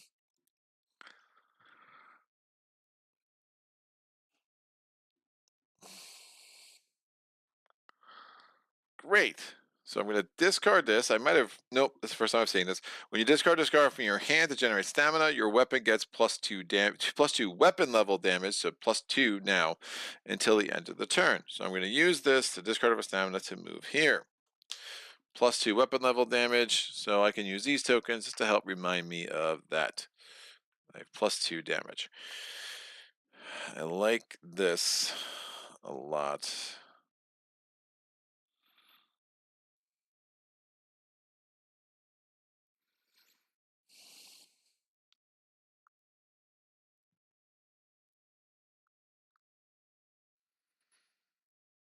I kind of want to stun the monster again, but I don't think I have it.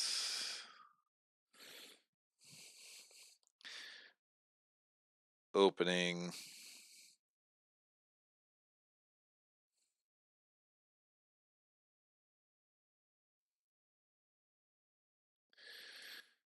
Oh, shoot.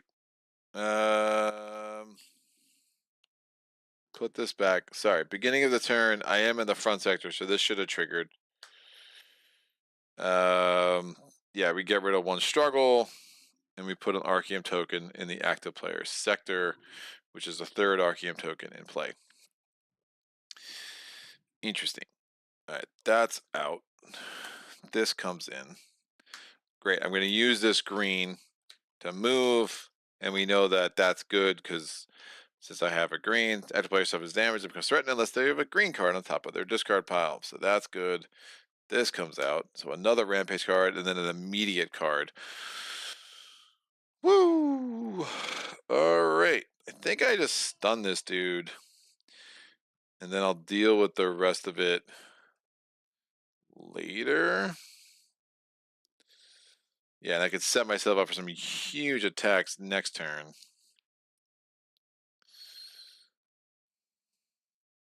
It's too much. Yeah, I'm going to play these two cards, Frontal Assault and Rapid Blow. I'm discarding for their stamina to play Concussion. I'm going to stun the monster, so I'm going to make sure this doesn't activate. I'm going to choose Kara. She's doing 6 damage, becomes 5 damage, so we're up to 15. We're going to make 15 look like 3 and a wound. Down to 5 health. Again, the shield reduced the 6 down to 5. And I actually don't think I'm taking advantage of the green card to do any damage. I can try to see. I mean, there's 6 red cards. 1, 2, 3, 4. There's one more red card on my deck. I don't think it's worth enough to try to get that. I mean, I could have consumed that. Discard a card from your hand to add. Nah, I don't like it. That's fine. I just won't get that +2 damage. I'm good with it. And I stun the monster again, so now I do finally get Massive Blow in play, and I think that will really help. So, that's the end of the action phase. We go to the attrition phase. We do this. It's a 1. So a lot of the 1s are off. So the 3's still in there. There's one more 1. There's a 0. There's a special card. Not great. So we suffer attrition damage, which is 1. So we're down to 4. And we are going to discard this, draw to my hand size, which is 5 +1 because tenacity doesn't count. Ugh. That's fine. Wait, when I discarded, I did discard a red for stamina, so that would have dealt 1 damage, but the shield makes that 0, so that also doesn't matter. And I did not prevent attrition damage, so I can't use the electric dagger. These 6 cards come over here. So Kara overrunning isn't going to help her very much. We go to her turn. None of these are going to trigger. These 2 will trigger at the end of the round, but not before then. But we are going to have to move. Chain, so I can play that for free, but that doesn't make any sense. So I'm going to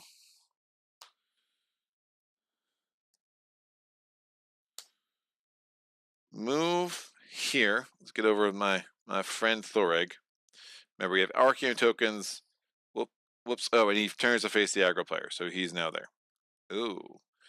So +1 there, shield there. It's really the same. So I'll just move here. So again, the shield's reduced to 0 because I'm in the back. If I was here, I get +1 to my damage because of the Dragon Wing. So it's net the same thing.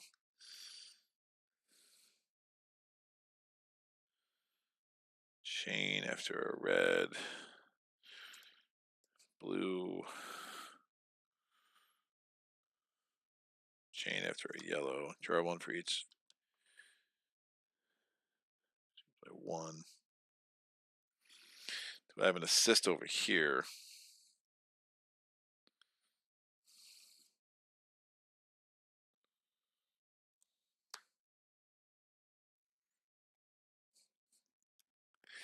Yeah. So I'm going to use the assist, which allows me to, it empties my deck, which means +1 damage to Dragon Wings. I take a damage because of fatigue damage. Again, it's weapon level. So I'm up to 5. And I shuffle my discard pile and reconstitute it.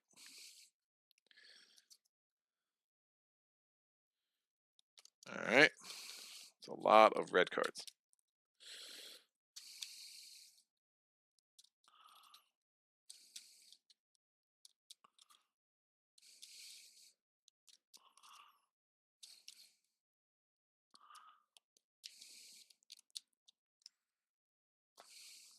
Should probably put these cards in the middle so you can see what's going on. It's more helpful.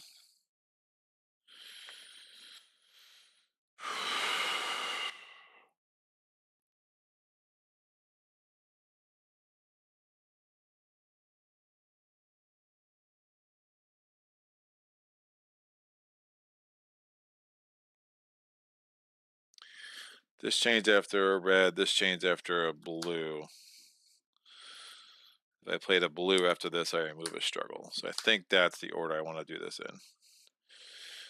So, and we'll see if I get to do. When I overrun a monster, I can draw one. If I play red, oh, that if I could play red, I could have gotten that card out of my deck, but that was too late for that. Change after a red, change after a blue, removes a struggle. We do need to draw a card.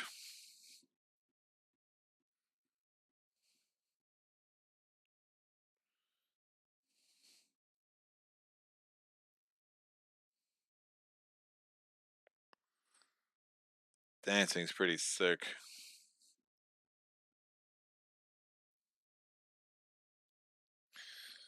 Draw cards, you want to struggle. The red's not gonna do anything.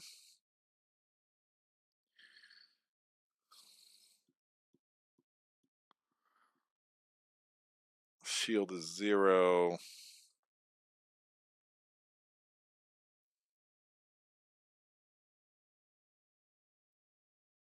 think I do this. So I will remove one that struggle, but I think this is still stronger.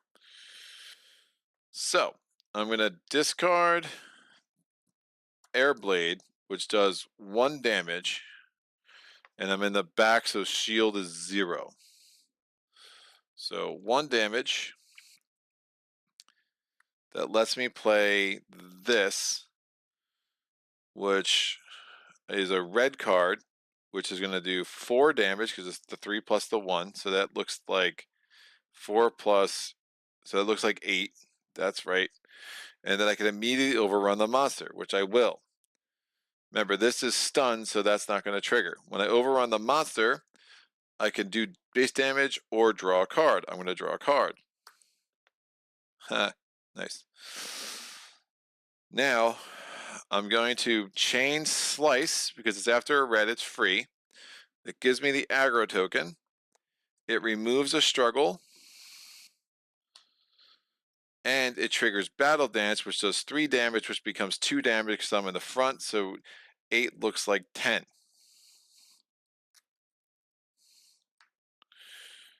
Now, I'm going to play Scythe, not the game, the card. It chains blue, it removes a struggle. It does 3 damage. It does 4 damage because of that. 4 becomes, well, right, it would be 4 plus 1, so 5.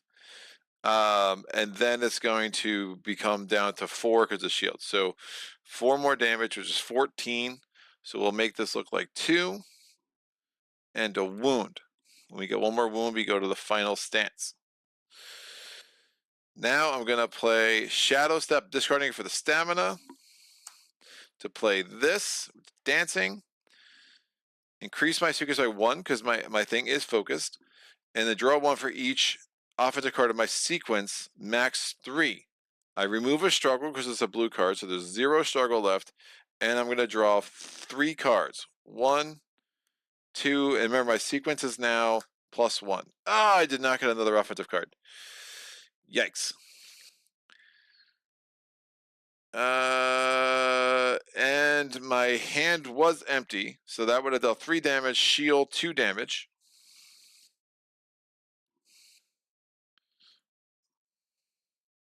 So I emptied my hand before I drew. I did not. I was hoping to trigger the next level of Battle Dance, and oh, I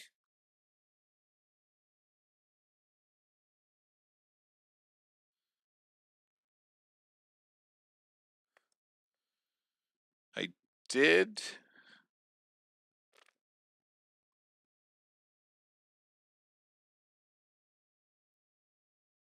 I did discard a red to pay for a red, so that attack should have had 2 more damage, which I definitely did not do.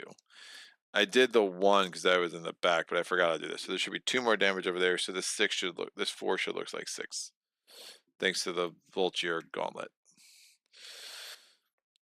Right, because I only did the 4 damage because there was no thing. Pretty sure that's right. Do I want to try to avoid attrition? I don't. There's still a 3 in there. There's still a 2. Struggles down to 0.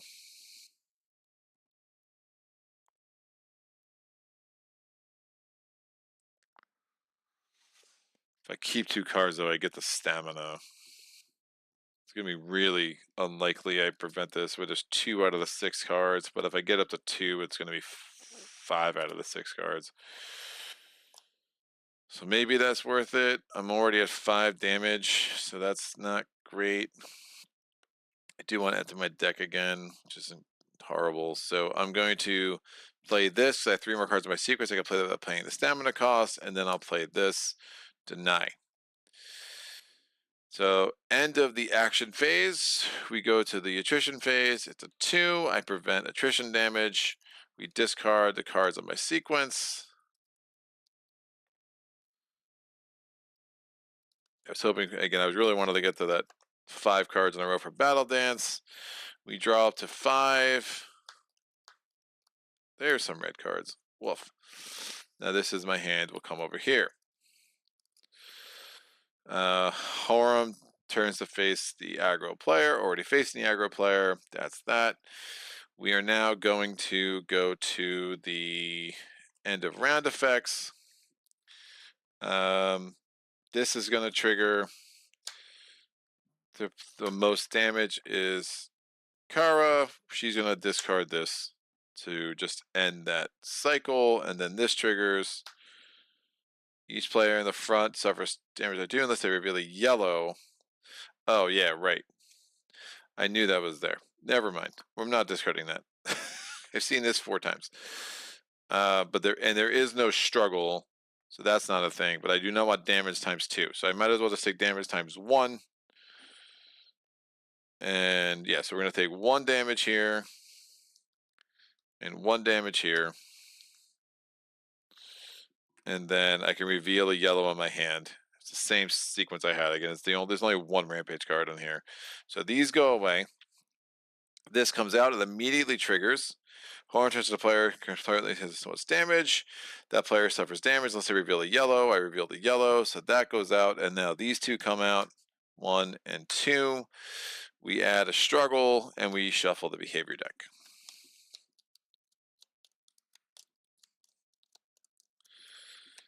All right. 6 wounds in 3 rounds is good. Remember, resistance is there, so it's not going to carry over. We haven't had to deal with these Archeum tokens too much, but they are something there. End of the round. This stun comes away. We're going to take the first player token to Kara. This comes down. We can consume. Kara's 4 away from death. It's not great. Discard a card from my hand.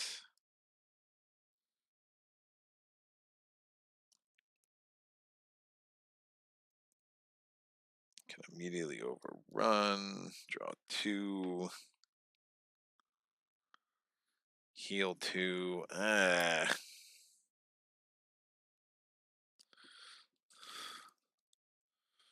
1, 2, 3, 4, 5. All right, I'm going to use this Vidya to discard a card from my hand to get a red out of my deck. I knew I had one more, but I have to discard something. Let's discard that.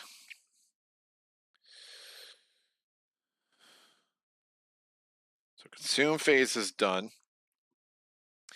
We are going to do behavior refresh. The 1 goes away. The 6 comes out. Remember, you want a green on top of your deck for movement.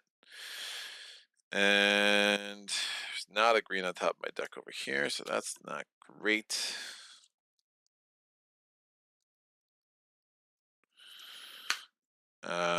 This comes down. We add 2 struggle. You play a green or a red. Things happen. My cards can gain stealth at the end of the turn. All right. So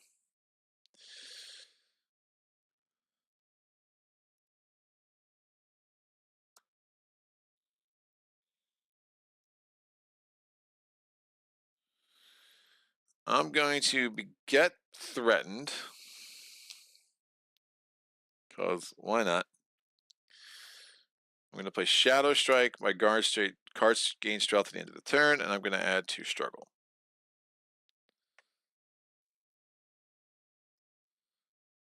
I'm going to discard this yellow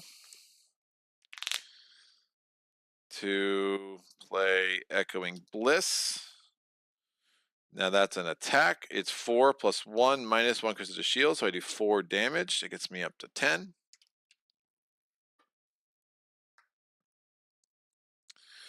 That says draw 2 cards, discard a card from my hand.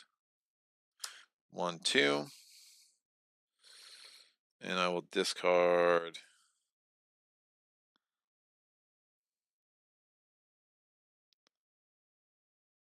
Oh, that's crazy.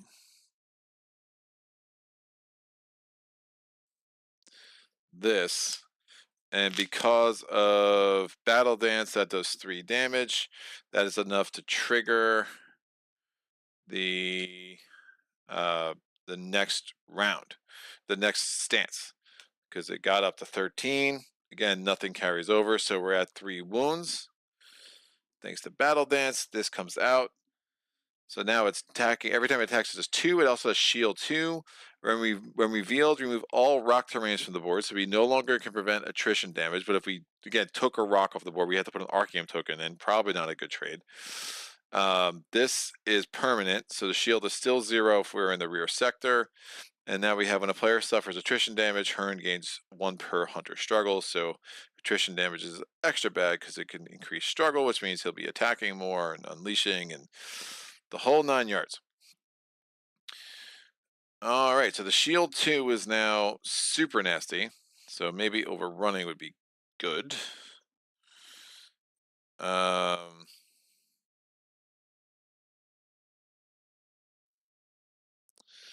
Just 4, 3. Yeah, I think that makes sense. I'm going to discard. All my cards have stealth. And when I move, that triggers, and I can't get a green on top of my deck. Ugh.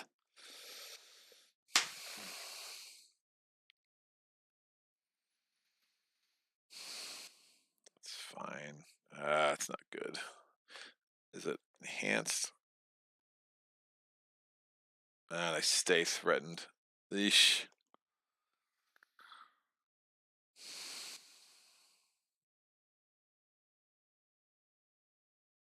But I can reduce the shield.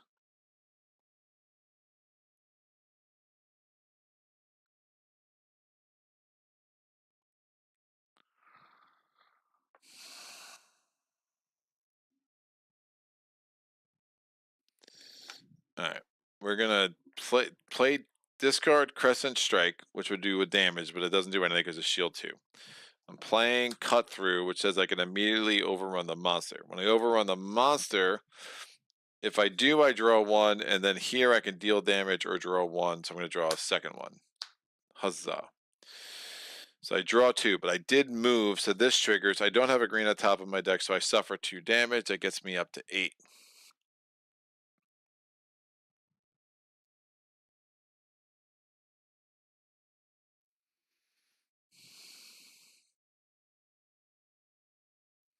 When I would suffer damage, I can discard this card from my hand to half it, so I only suffer 1 damage and draw a card.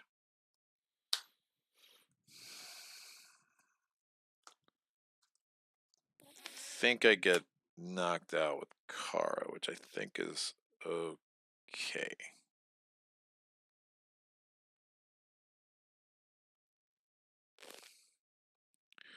When I suffer damage, I can do that. When your big card is revealed, I may discard this card from my hand to immediately overrun the monster. Some stuff's happening. So, I'm gonna, oh, this comes out, so now it's a rampage card. Remember, all my cards still have stealth. I'm gonna take 2 more damage, which is gonna get me up to 9. But then I can hopefully Alamore this stuff and stay around. Alright, so we're gonna play, my limit is still 5. I'm gonna play Backstab, which is 4 damage. I'm in the back, so the shield is reduced to 0. So first 4 damage on stance 3.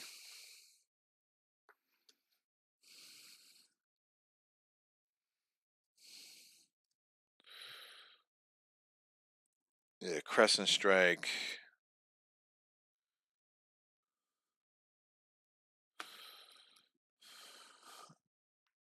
Is not paying for that, so 4 damage. And then I'm gonna play this, which is 4 damage. And then it hits Battle Dance 5 cards in a row. So that's going to be 9 damage. So this 4 is going to look like 13. 14 damage is a wound.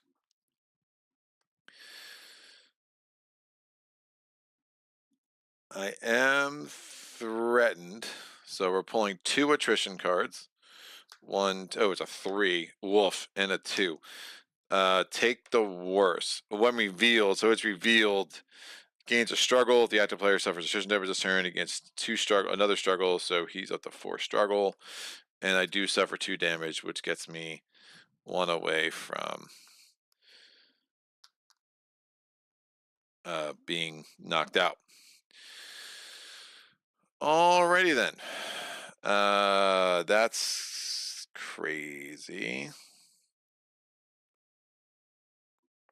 This one is really yellow. Alright, so the 0 and the 1 are still in there. End of turn. Trisha phase is over. End of turn. These go away. Draw to my hand limit. I'm about to take attrition damage. Damn it.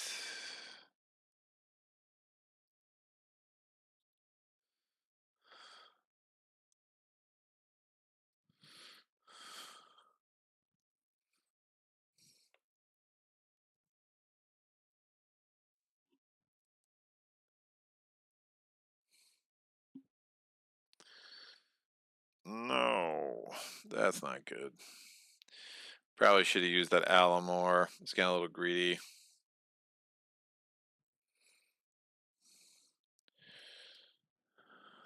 Think we're okay, but 1, 2, 3, 4. I'm empty. I take attrition damage. Oh, that's a crappy hand anyway. So I get knocked out. So what happens when you get knocked out? Let's do this in order.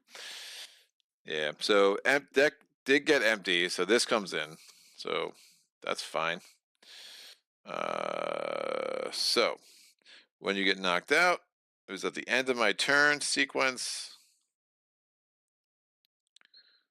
Here you go. I am the active player. My turn immediately ends. Skip any other steps, so Horum's not going to turn to face me. Remove all damage tokens and other tokens from your hunter board, so no longer threatened. The hunt. So again, I was going to take a 5th damage because I was getting because of fatigue because I emptied my deck twice. Add a wound card to my hand, so this wound card comes in. From a health standpoint, I no longer can count on the 4 health from my Thunder Helm. We're going to take my whole deck and we're going to lay my miniature down. And she's going to get this knocked out token on the red side. We pass the aggro token to Thoreg.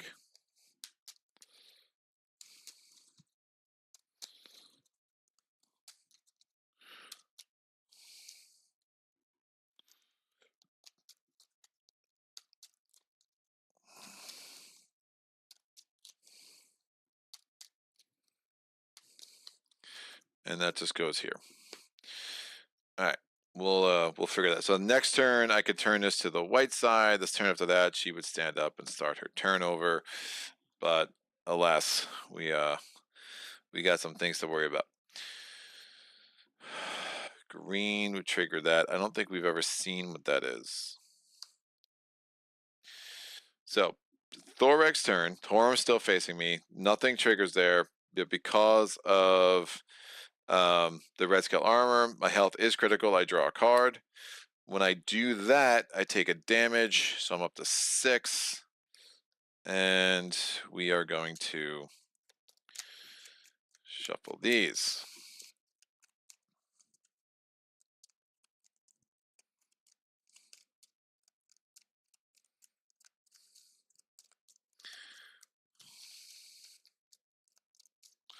Hopefully I can avoid attrition. It's not going to be easy, but we're going to try. So, the 3 is out. There's only one of those got shuffled in. That's right. It must be both in a higher level. So I know there's a 1, a 1, a 2, and a 0, and I'm going to see 2 of them. So if I get 2 yellows out, I'm safe from attrition, which is great. But this is not going to be cheap. So, and I have no blues, so I'm not doing any of this. That's fine. I have no assist either, which is not amazing.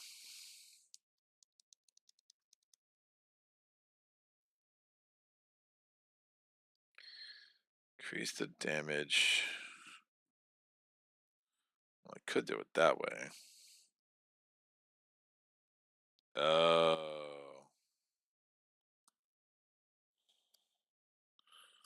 1.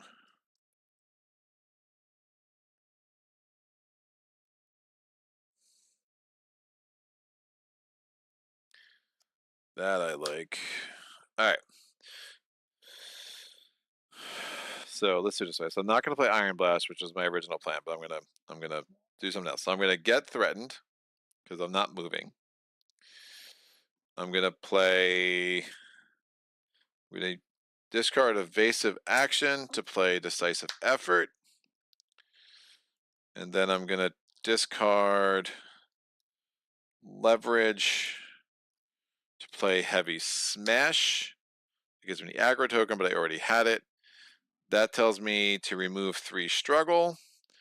And I'm doing 5 damage, 6 damage because of the plant, but -2 because of the shield. So 4 damage. I'm going to make this 13 look like 17. But I'm going to actually 17, or make the 17 look like 3. And that's a wound. So we have 25 more damage to do. I did play a red, unfortunately, so this comes off. The active player summons damage. Let's say 3 more cards in their hand. Woof. Garbage.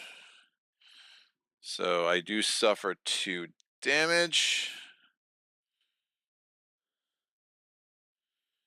1 more struggle comes off. Move an Arcane token from an adjacent sector into the active player sector. I will gladly do that. That's done. This Rampage token, each player in the front sector suffers damage ×2 unless they reveal a yellow. If there's an Arceum token in the sector, but we can't pay for the enhancement, so that doesn't trigger. Otherwise, I'd have to discard this yellow, and that would have been super problematic. So that's done. Both of these go away. This comes out. Immediate effect. How in terms of the players currently sustains the most damage. They suffer damage unless they reveal a yellow. I can reveal a yellow. So that's done. By skin of my teeth here again. That comes out. That's going to require me to discard a yellow, isn't it? Oh, man. Well, I hope I pick a yellow. Ugh. We should. All right. So that's all done. Now I'm going to play Tenacity to get a second card out. I can get rid of. Oh, man. Which is this one? Place an Arceum token each. That's fine. That's better. All right. So I played that. That's the end of the action phase. I'm drawing 2 cards because I am threatened. 1, 2. We take the worst, but the 0 stays on top. I avoid attrition damage, and since I avoided attrition damage, I can remove this behavior card. When I do that, this comes out, and we add a struggle, and we shuffle these up.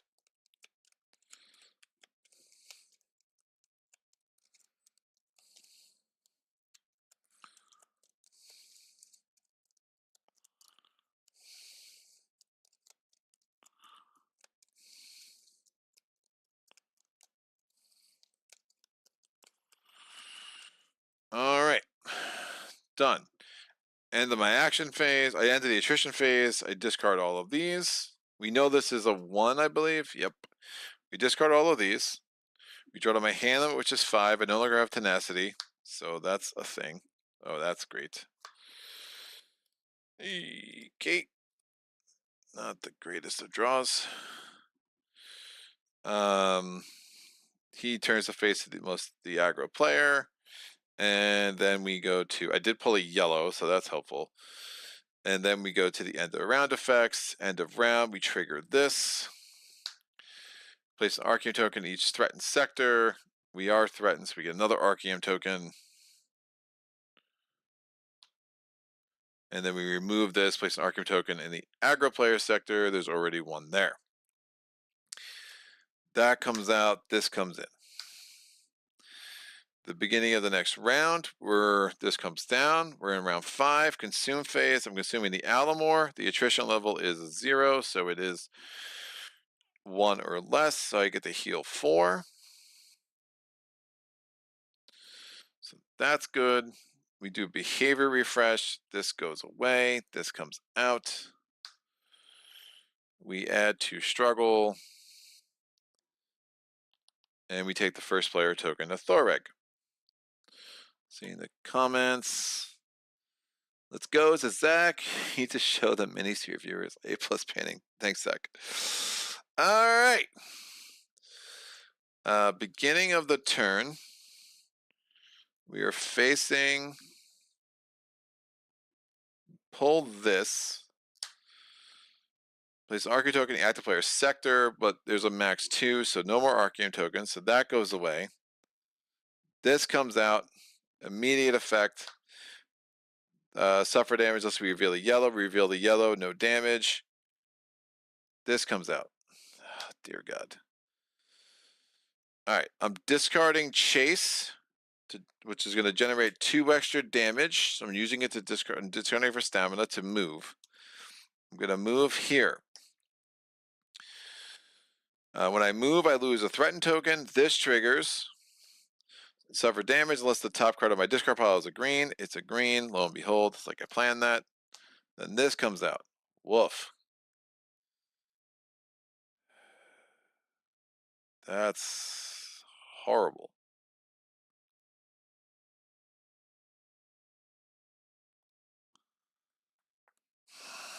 Yeah, this is what moves Arceum tokens to my sector, and I don't dig that. So maybe We're going to wait again. Not play the red. I can't stun. Do a +2 damage though. Woof. 2 shield though. It's probably not worth. We know that's a 1. So I don't play a green. I just draw 1. I get rid of that red because it's wooftastic. This is discard a yellow. That's also pretty wooftastic.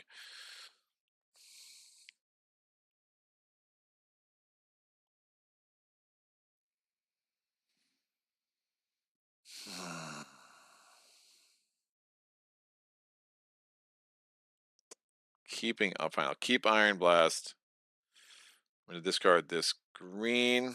I don't think I've ever seen. It's a 9. I'm just scared of that card. I have no idea what it is. I have not naturally seen it. So I'm going to discard the green to play the yellow, which lets me draw 1. Gives me perseverance. That rampage card. The rampage card again was what? You have to reveal a yellow from your hand, so yellows are everything. I'm going to end my turn there. That could be good. I have ideas.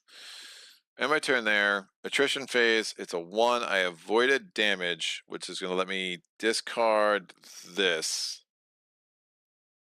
and take this, which adds a struggle, and this gets shuffled. Horum turns to face the active player. Health is not critical, but I will probably make it. Maybe you can only consume 1 potion in a turn. So Kara's turn, the only thing she does is flips this over. We go to the end of the round. There's no effect there. Next round, this comes down. Consume phase. I'm going to suffer damage. It gets me to 5, equal to weapon level. My card. Oh, wait. I never did the rest of this. This goes away. I draw to my hand limit. 1, 2. That I love. My weapon gets +3 damage to the end of the round. So again, that's twice I discarded that green card for stamina for that +2 bonus and just wasn't able to take advantage of it. But the hat tricks at least gets me to 5, which is good because I draw another card with the red scale armor. So it's all part of the plan. So consume is done. Now I could go here, spend 2 stamina and stand Kara up. I don't think there's a big reason for that.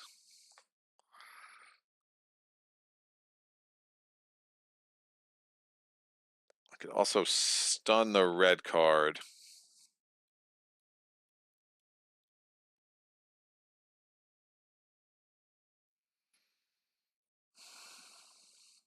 Do 2 damage, but 2 shield. It's not going to matter.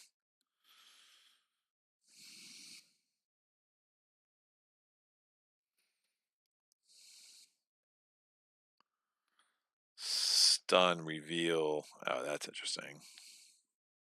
Oh, I did end my turn with 2 cards in my hand too, so I get the stamina token.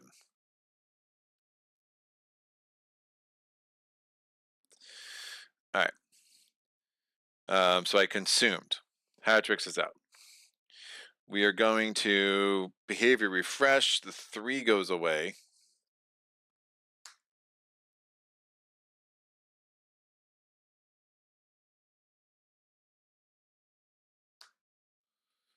And then we add 3. Add 2. Because of this. Oh, there's going to be Arceum everywhere. All right, I think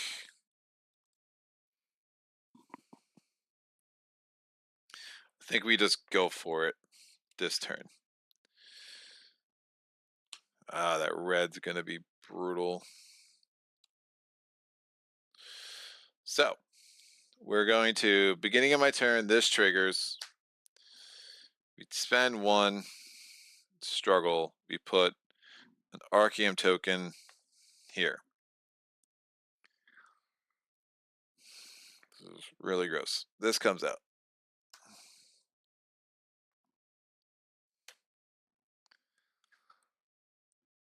I'm going to. My health is critical, so I'm going to draw a card. Oh, that's really magical. That's the best card I could have asked for. It's really sick. All right, so I'm going to discard Perseverance to move so I don't become threatened. I'm going to play Limitless. I'm going to discard Limitless Stamina. When I'm playing Stamina for a red card, it generates 4 stamina, so this costs me 3. Remember, I'm +3 because I did that thing. And this increases the damage by 2, so I'm +2 weapon levels. So I'm +5. So 5 + 5 is 10, 2 shield, and doing 8 damage, and I'm inflicting vulnerable. Now, at any point till the end of the round, I could choose a source of damage, and I can double it. This is an opener. If it's the first card I play, it inflicts vulnerable, so I have to do this first, even though my blue cards could do some stuff. So I'm inflicting vulnerable, but that's going to be for future attacks. I'm doing 8 damage, so this 3 is going to look like 11. When I play the red, this triggers. The active player suffers damage with 3 or more cards in their hand. We pay for when a behavior card is revealed, I can discard this card to cancel the effects of that card. That's both that and the enhanced. Otherwise, an Arceum token moves in there. Is that bad though? Just means I'm not playing red cards. I could still revive. I have a stamina token. I could still revive her. She stands up, potentially does damage. I have 3 cards in my hand. I won't cancel it. I think there might be something better that cancels. So I'm going to get 1 struggle. I can move this Arceum token here. This comes in, this comes out. I'm trying to get this done this round, so I only need 14 more damage. I'm going to discard.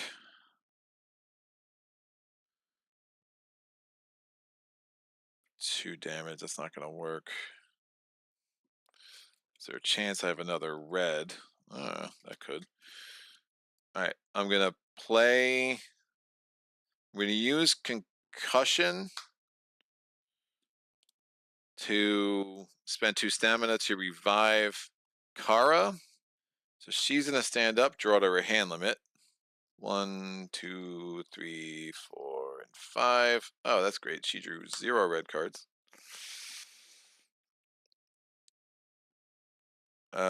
Then I'm going to play this to remove a struggle. Does 2 damage, which is 0 damage. When I play that, I can draw a card. If it's red, I can keep it. It is not red. And I can't play this because I'm going. Oh, I didn't draw any red cards. That's so bad. How did I? I have 6 red cards in my deck, and of course I drew 0 of them.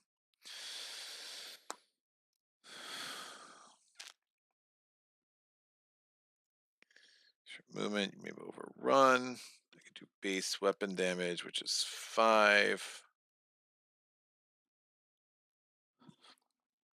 Oh, base weapon damage might actually just be the 3.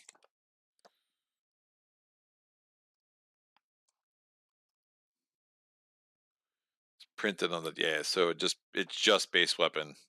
So it'll literally be 3 damage every time I overrun, which is not good. But if I overrun, at least I can draw cards. No, I won't even play this. Let's leave the struggle. Let's leave the struggle. So I woke up Kara. Great.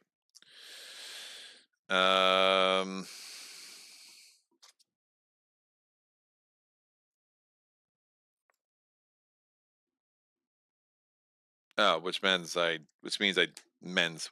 didn't draw that. And actually, let me keep the... No, we'll do it that way. I think that all makes sense. And we still have that stamina token, which is kind of useless, but fine. So end of my turn, that goes away. We do the attrition check. I'm not threatened, but I am going to take attrition damage. The vulnerable token is still there, so we do have to draw a red, hopefully. So pulling that, it's 2 damage. That's fine. It's 2. I didn't block it, so 2 damage. This goes away. I draw to my hand limit, which is 5. 1, 2, and 3. And he turns to face. When he moves, this triggers. He gains 2 struggle. He's playing a frustration, which is either discard a red, a yellow, or suffer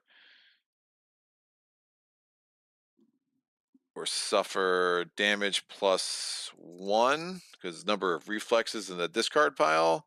That's not going to happen. I'm going to play Rapid Blow. When a behavior card is revealed, I just discard to ignore the effects. That's better. Oh boy. I have assist, which I like. So we go to Kara's turn.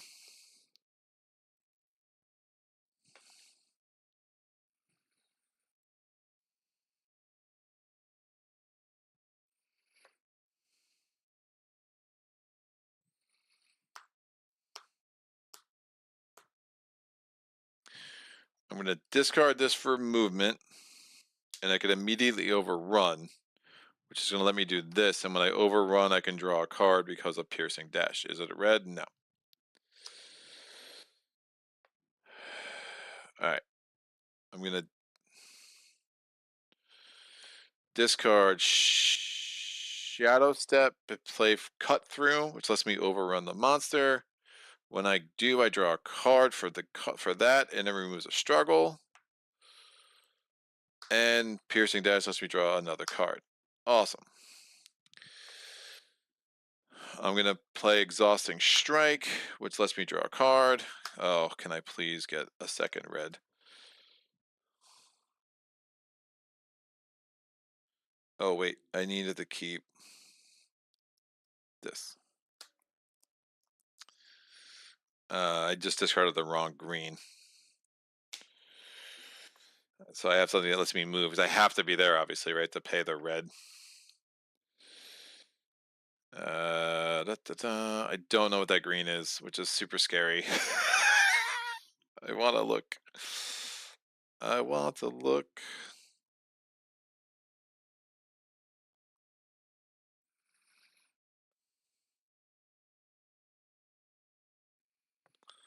Play that for free after a red. That's not the craziest idea.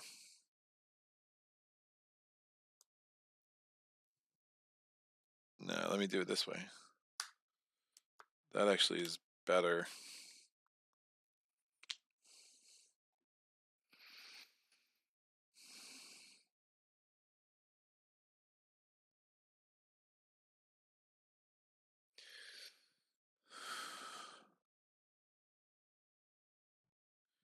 All right, I'm going to discard this to pay this red.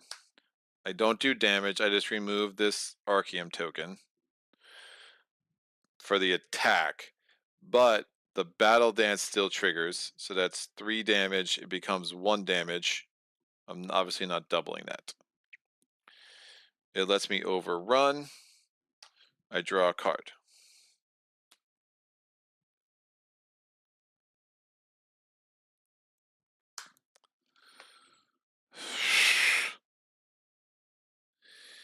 Gotta be kidding me.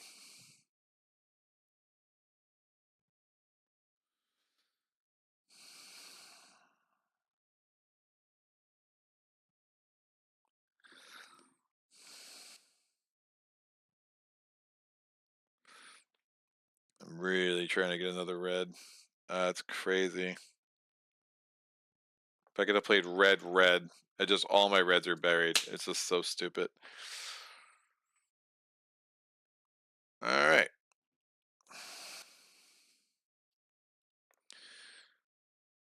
I'm going to play Slice to play Run Through, which lets me immediately overrun the monster, which lets me draw a card.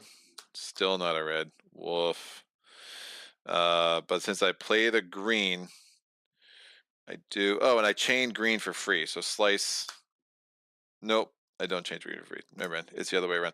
This does reveal. Hero begins to struggle for each Archeum token on the board, which is 4. That's right. I think I did play that before. Woof. This comes out. Turns to the player that currently has the most damage, which is him. He suffers damage as he reveals a yellow. He reveals a yellow. Oh. So that's fine. This comes out. Another struggle. So unleash. 2 damage. 2 damage. So up to 9. I have not played an aggro token, which is super gross.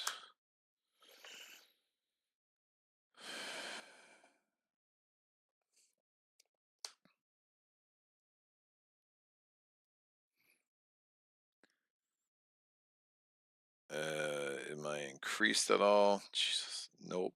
I'm just looking for another red. I gotta do it.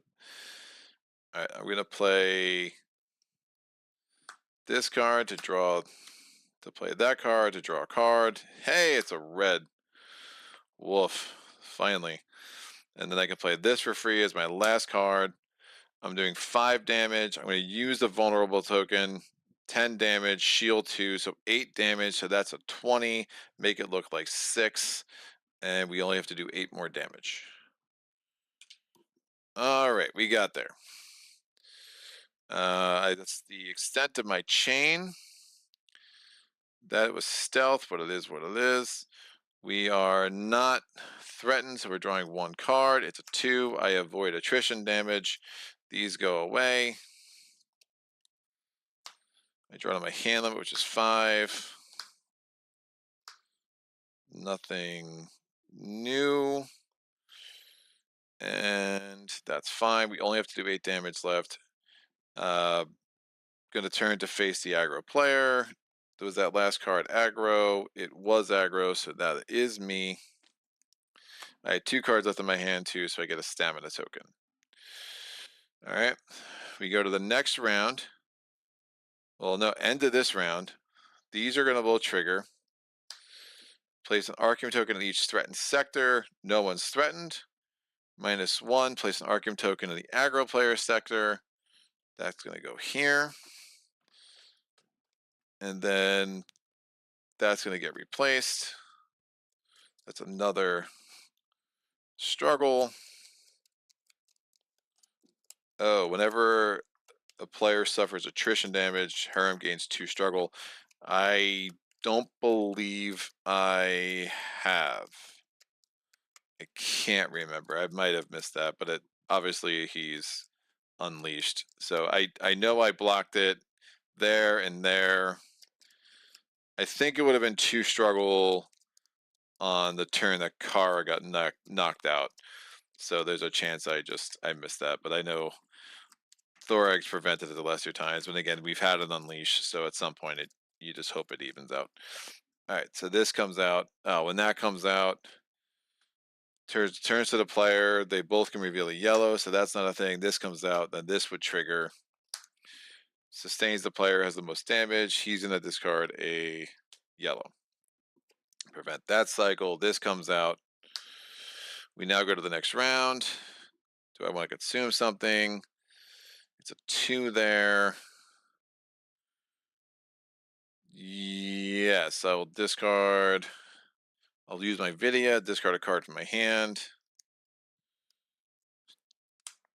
to get a offensive card. There's my wound.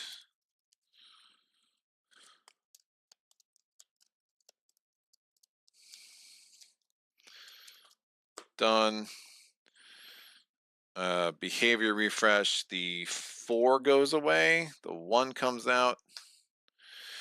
And then we add 2 struggle, which gets us up to 4. Beginning of Kara's turn. We should get this done pretty easily. So we're going to move here. When a player moves, this triggers. Oh, I don't have a green. Wolf. This triggers. Is this going to kill me? Suffers damage becomes threatened unless there's a green. So I suffer 2 damage. I'm threatened. I'm the first player token as well. Great. When I suffer damage. Nope. Not going to do that. This comes out. Yeah, it's not going to work either. Great. So we're going to play this, which lets me play this for free because it chains. I'm doing 5 damage, minus 2 shield, so 3 damage.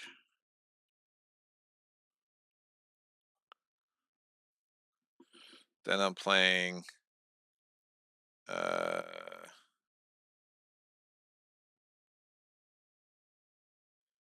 that's great. I'll discard this card to play this.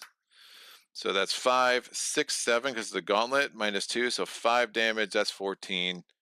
Dude is dead skis. So the crazy thing there is I could have drawn 2, discarded 1. It's a wound. I don't think you could discard wounds voluntarily. Can you? I don't know if you could just. I assume maybe you can. I don't know.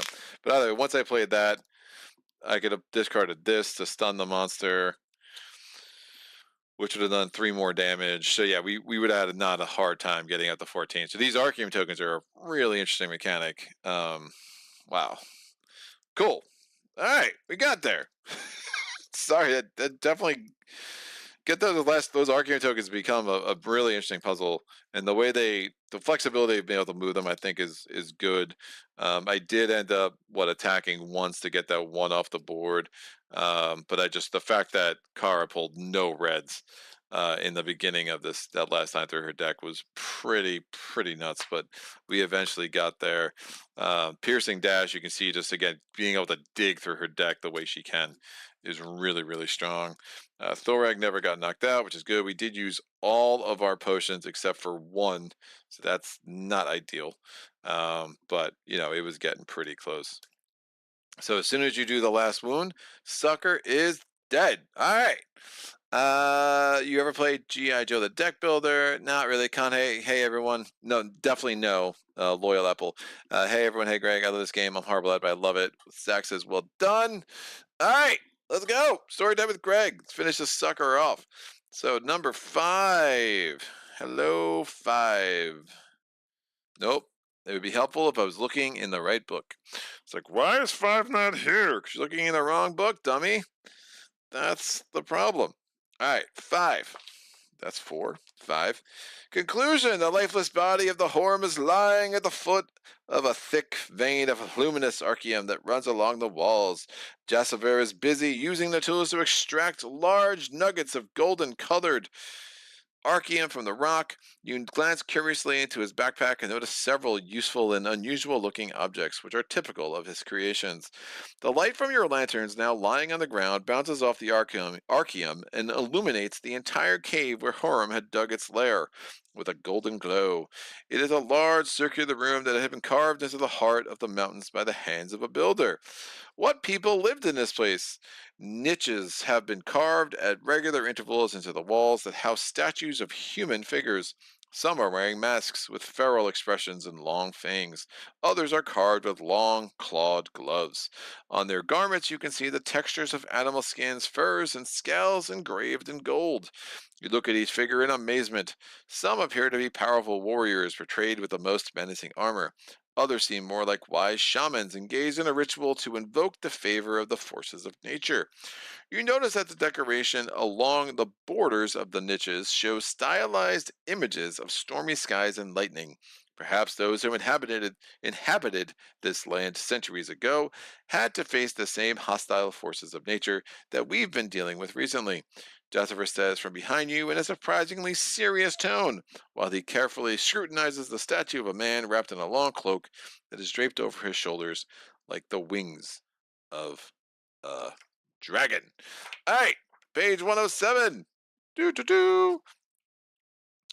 Page 107. We get some stuff.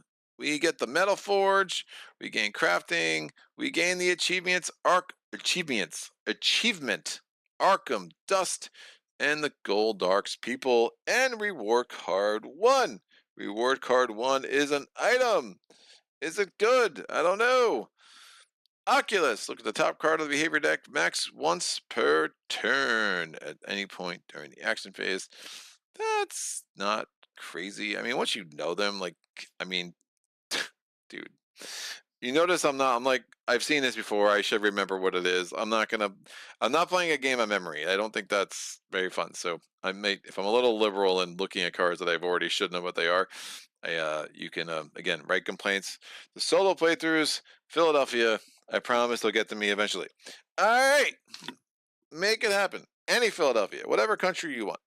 So we have killed a Horror. Now, some of the monsters, it's like they're like a archetype. Some are like seem like they're specific, so you never know. But there are times you could go back and face the same kind of monster, just a more vicious version. We have the Metal Forge as well, and our achievements are again Archeum Dust and the Goldarks people. So, God, all of these were open. Where the heck did those quests go? Where did those quests go? Right, there we go. This is our quest board. So 46 is open, 41 is open, 36 is open, 3 is open, 1 is open, 5 is open. We just did it. So 46, 41, 36, 3. Great. Next time we come back, we'll go into the app. We'll tell the app that we, well, I could just do that now, I guess. Stream. So we beat the Claws of Silva. We confirmed. We got the achievements. Who do I want to give the Oculus to? I don't know. Probably Thoreg. Continue. All right. Great. So next time we come back, we have to read chapter 3. Again, we pick our quest. We go ahead, we get our new items, and we embark on a journey to go out to find the next monster. Where's the legendary weapon? I'm on it. I have no idea. It's something that makes me actually like this game more. That there are entire cards for all the hunters that I have zero concept how to unlock, and that's cool. That's cool. We'll figure it out. It's one of the things I loved about Arkham. It is definitely one of the things I will like about this. But we will need to get some new weapons. Now that we have the Metal Forge, it will give us access to some interesting things. The metal. Oh, so I played blue. If I play blue, red, blue, I deal 1 damage reach yellow on my discard pile. That could be interesting. We want to do that anyway. The metal here. When a behavior card is revealed and you are on the front, you can increase its boost cost by 1. That could be helpful. So yeah, I'm excited to get. I think we get access to other masteries and stuff. I think as early as the next round as well, and that really does start changing how the game feels, how the different hunters play. Yeah, I don't know. This was cool. This was the first time I played Horum, so it was a nice little first look. I like the Archeum token. I like that it's limited to 2. It seems fair. I think this is one of those games, the better you get, like you are just gonna, there is a little bit of a lack of scalability that concerns me. But you could always just, play a level 2 monster at level 1. Yeah, honestly, I skated by the skin of my teeth with both of these last 2 battles, so it's not like I'm smushing. But the balance is very much right there. It can, at the end where you're just like, is that it? Yeah, okay, great. It's can be a little anticlimactic at times, but I think some of the best games are like that. Like Spirit Island could feel really anticlimactic. This could feel a little anticlimactic, but it's pretty. It's just pretty awesome. It's just a solid experience. You really are super engaged. You really have to think through how you want to manage those cards. And the variety of the abilities and the items and the weapons and whatnot has been super cool. Maybe I will probably do Haidar next time. Speaking of Zach and I had a big struggle with that dude, so it'd be interesting to take him on again and see if I can't have a slightly better results with Mr. Haidar before he gets too strong in level 2. The jump from level 1 to level 2 is pretty extreme, and I think you really. I might not buy any weapons before that 3rd chapter because you really want all the resources you can get to make sure that once you hit that level 2, that you are fully equipped with an array of level 2 weapons, armor, helm, because that first match in chapter 4 can be quite brutal, for sure. So, but we'll see. We'll see. We were able to overcome Haidar. Hodar. No, not Hodar. This is, who are you? Hurum. Whatever. Another H. So many monsters. One day I'll learn all their names. Okay, because those symbols at times, I'm like, they look really similar. But it is what it is. All right, that's that. I'm gonna go have a post battle feast, and until next time. I don't know when I'm streaming again. I do have a rather involved medical procedure on Thursday, so that's going to knock me out for a little bit. But hopefully, I will find a day to stream sometime before the end of the month. Early next month might be a little bit of chaos in my country, but hoping that is not the case. And then, after that, obviously we get into the holidays and life's just going to get busy for everybody. But we will continue to plow through with this campaign. I might kind of sneak in a Maid's Night or a Dawn of the Zeds or Gaia Project. I mean, you know my favorite games by this point. So we'll see what else kind of comes down the pipe, what I'm inspired by in the next few weeks. But I do plan on finishing this thing out at some point. It might just take a while, and that's fine. But any questions, comments, epiphanies, things I missed, rules I might be a little bit misunderstanding, love to hear it. This is how I this is how I learn sometimes. That it's hey, you're just doing that a little bit wrong. But yeah, this game, again, still high praise for it. It's a steep price tag. It's a lot of plastic. I get it. But it is super excellent. And thanks again to Reggie Games for helping me kind of get a little bit fancier in my version of what I own with this game. So that is about it. Hope everyone has an amazing day, and until next time, happy gaming. Solo.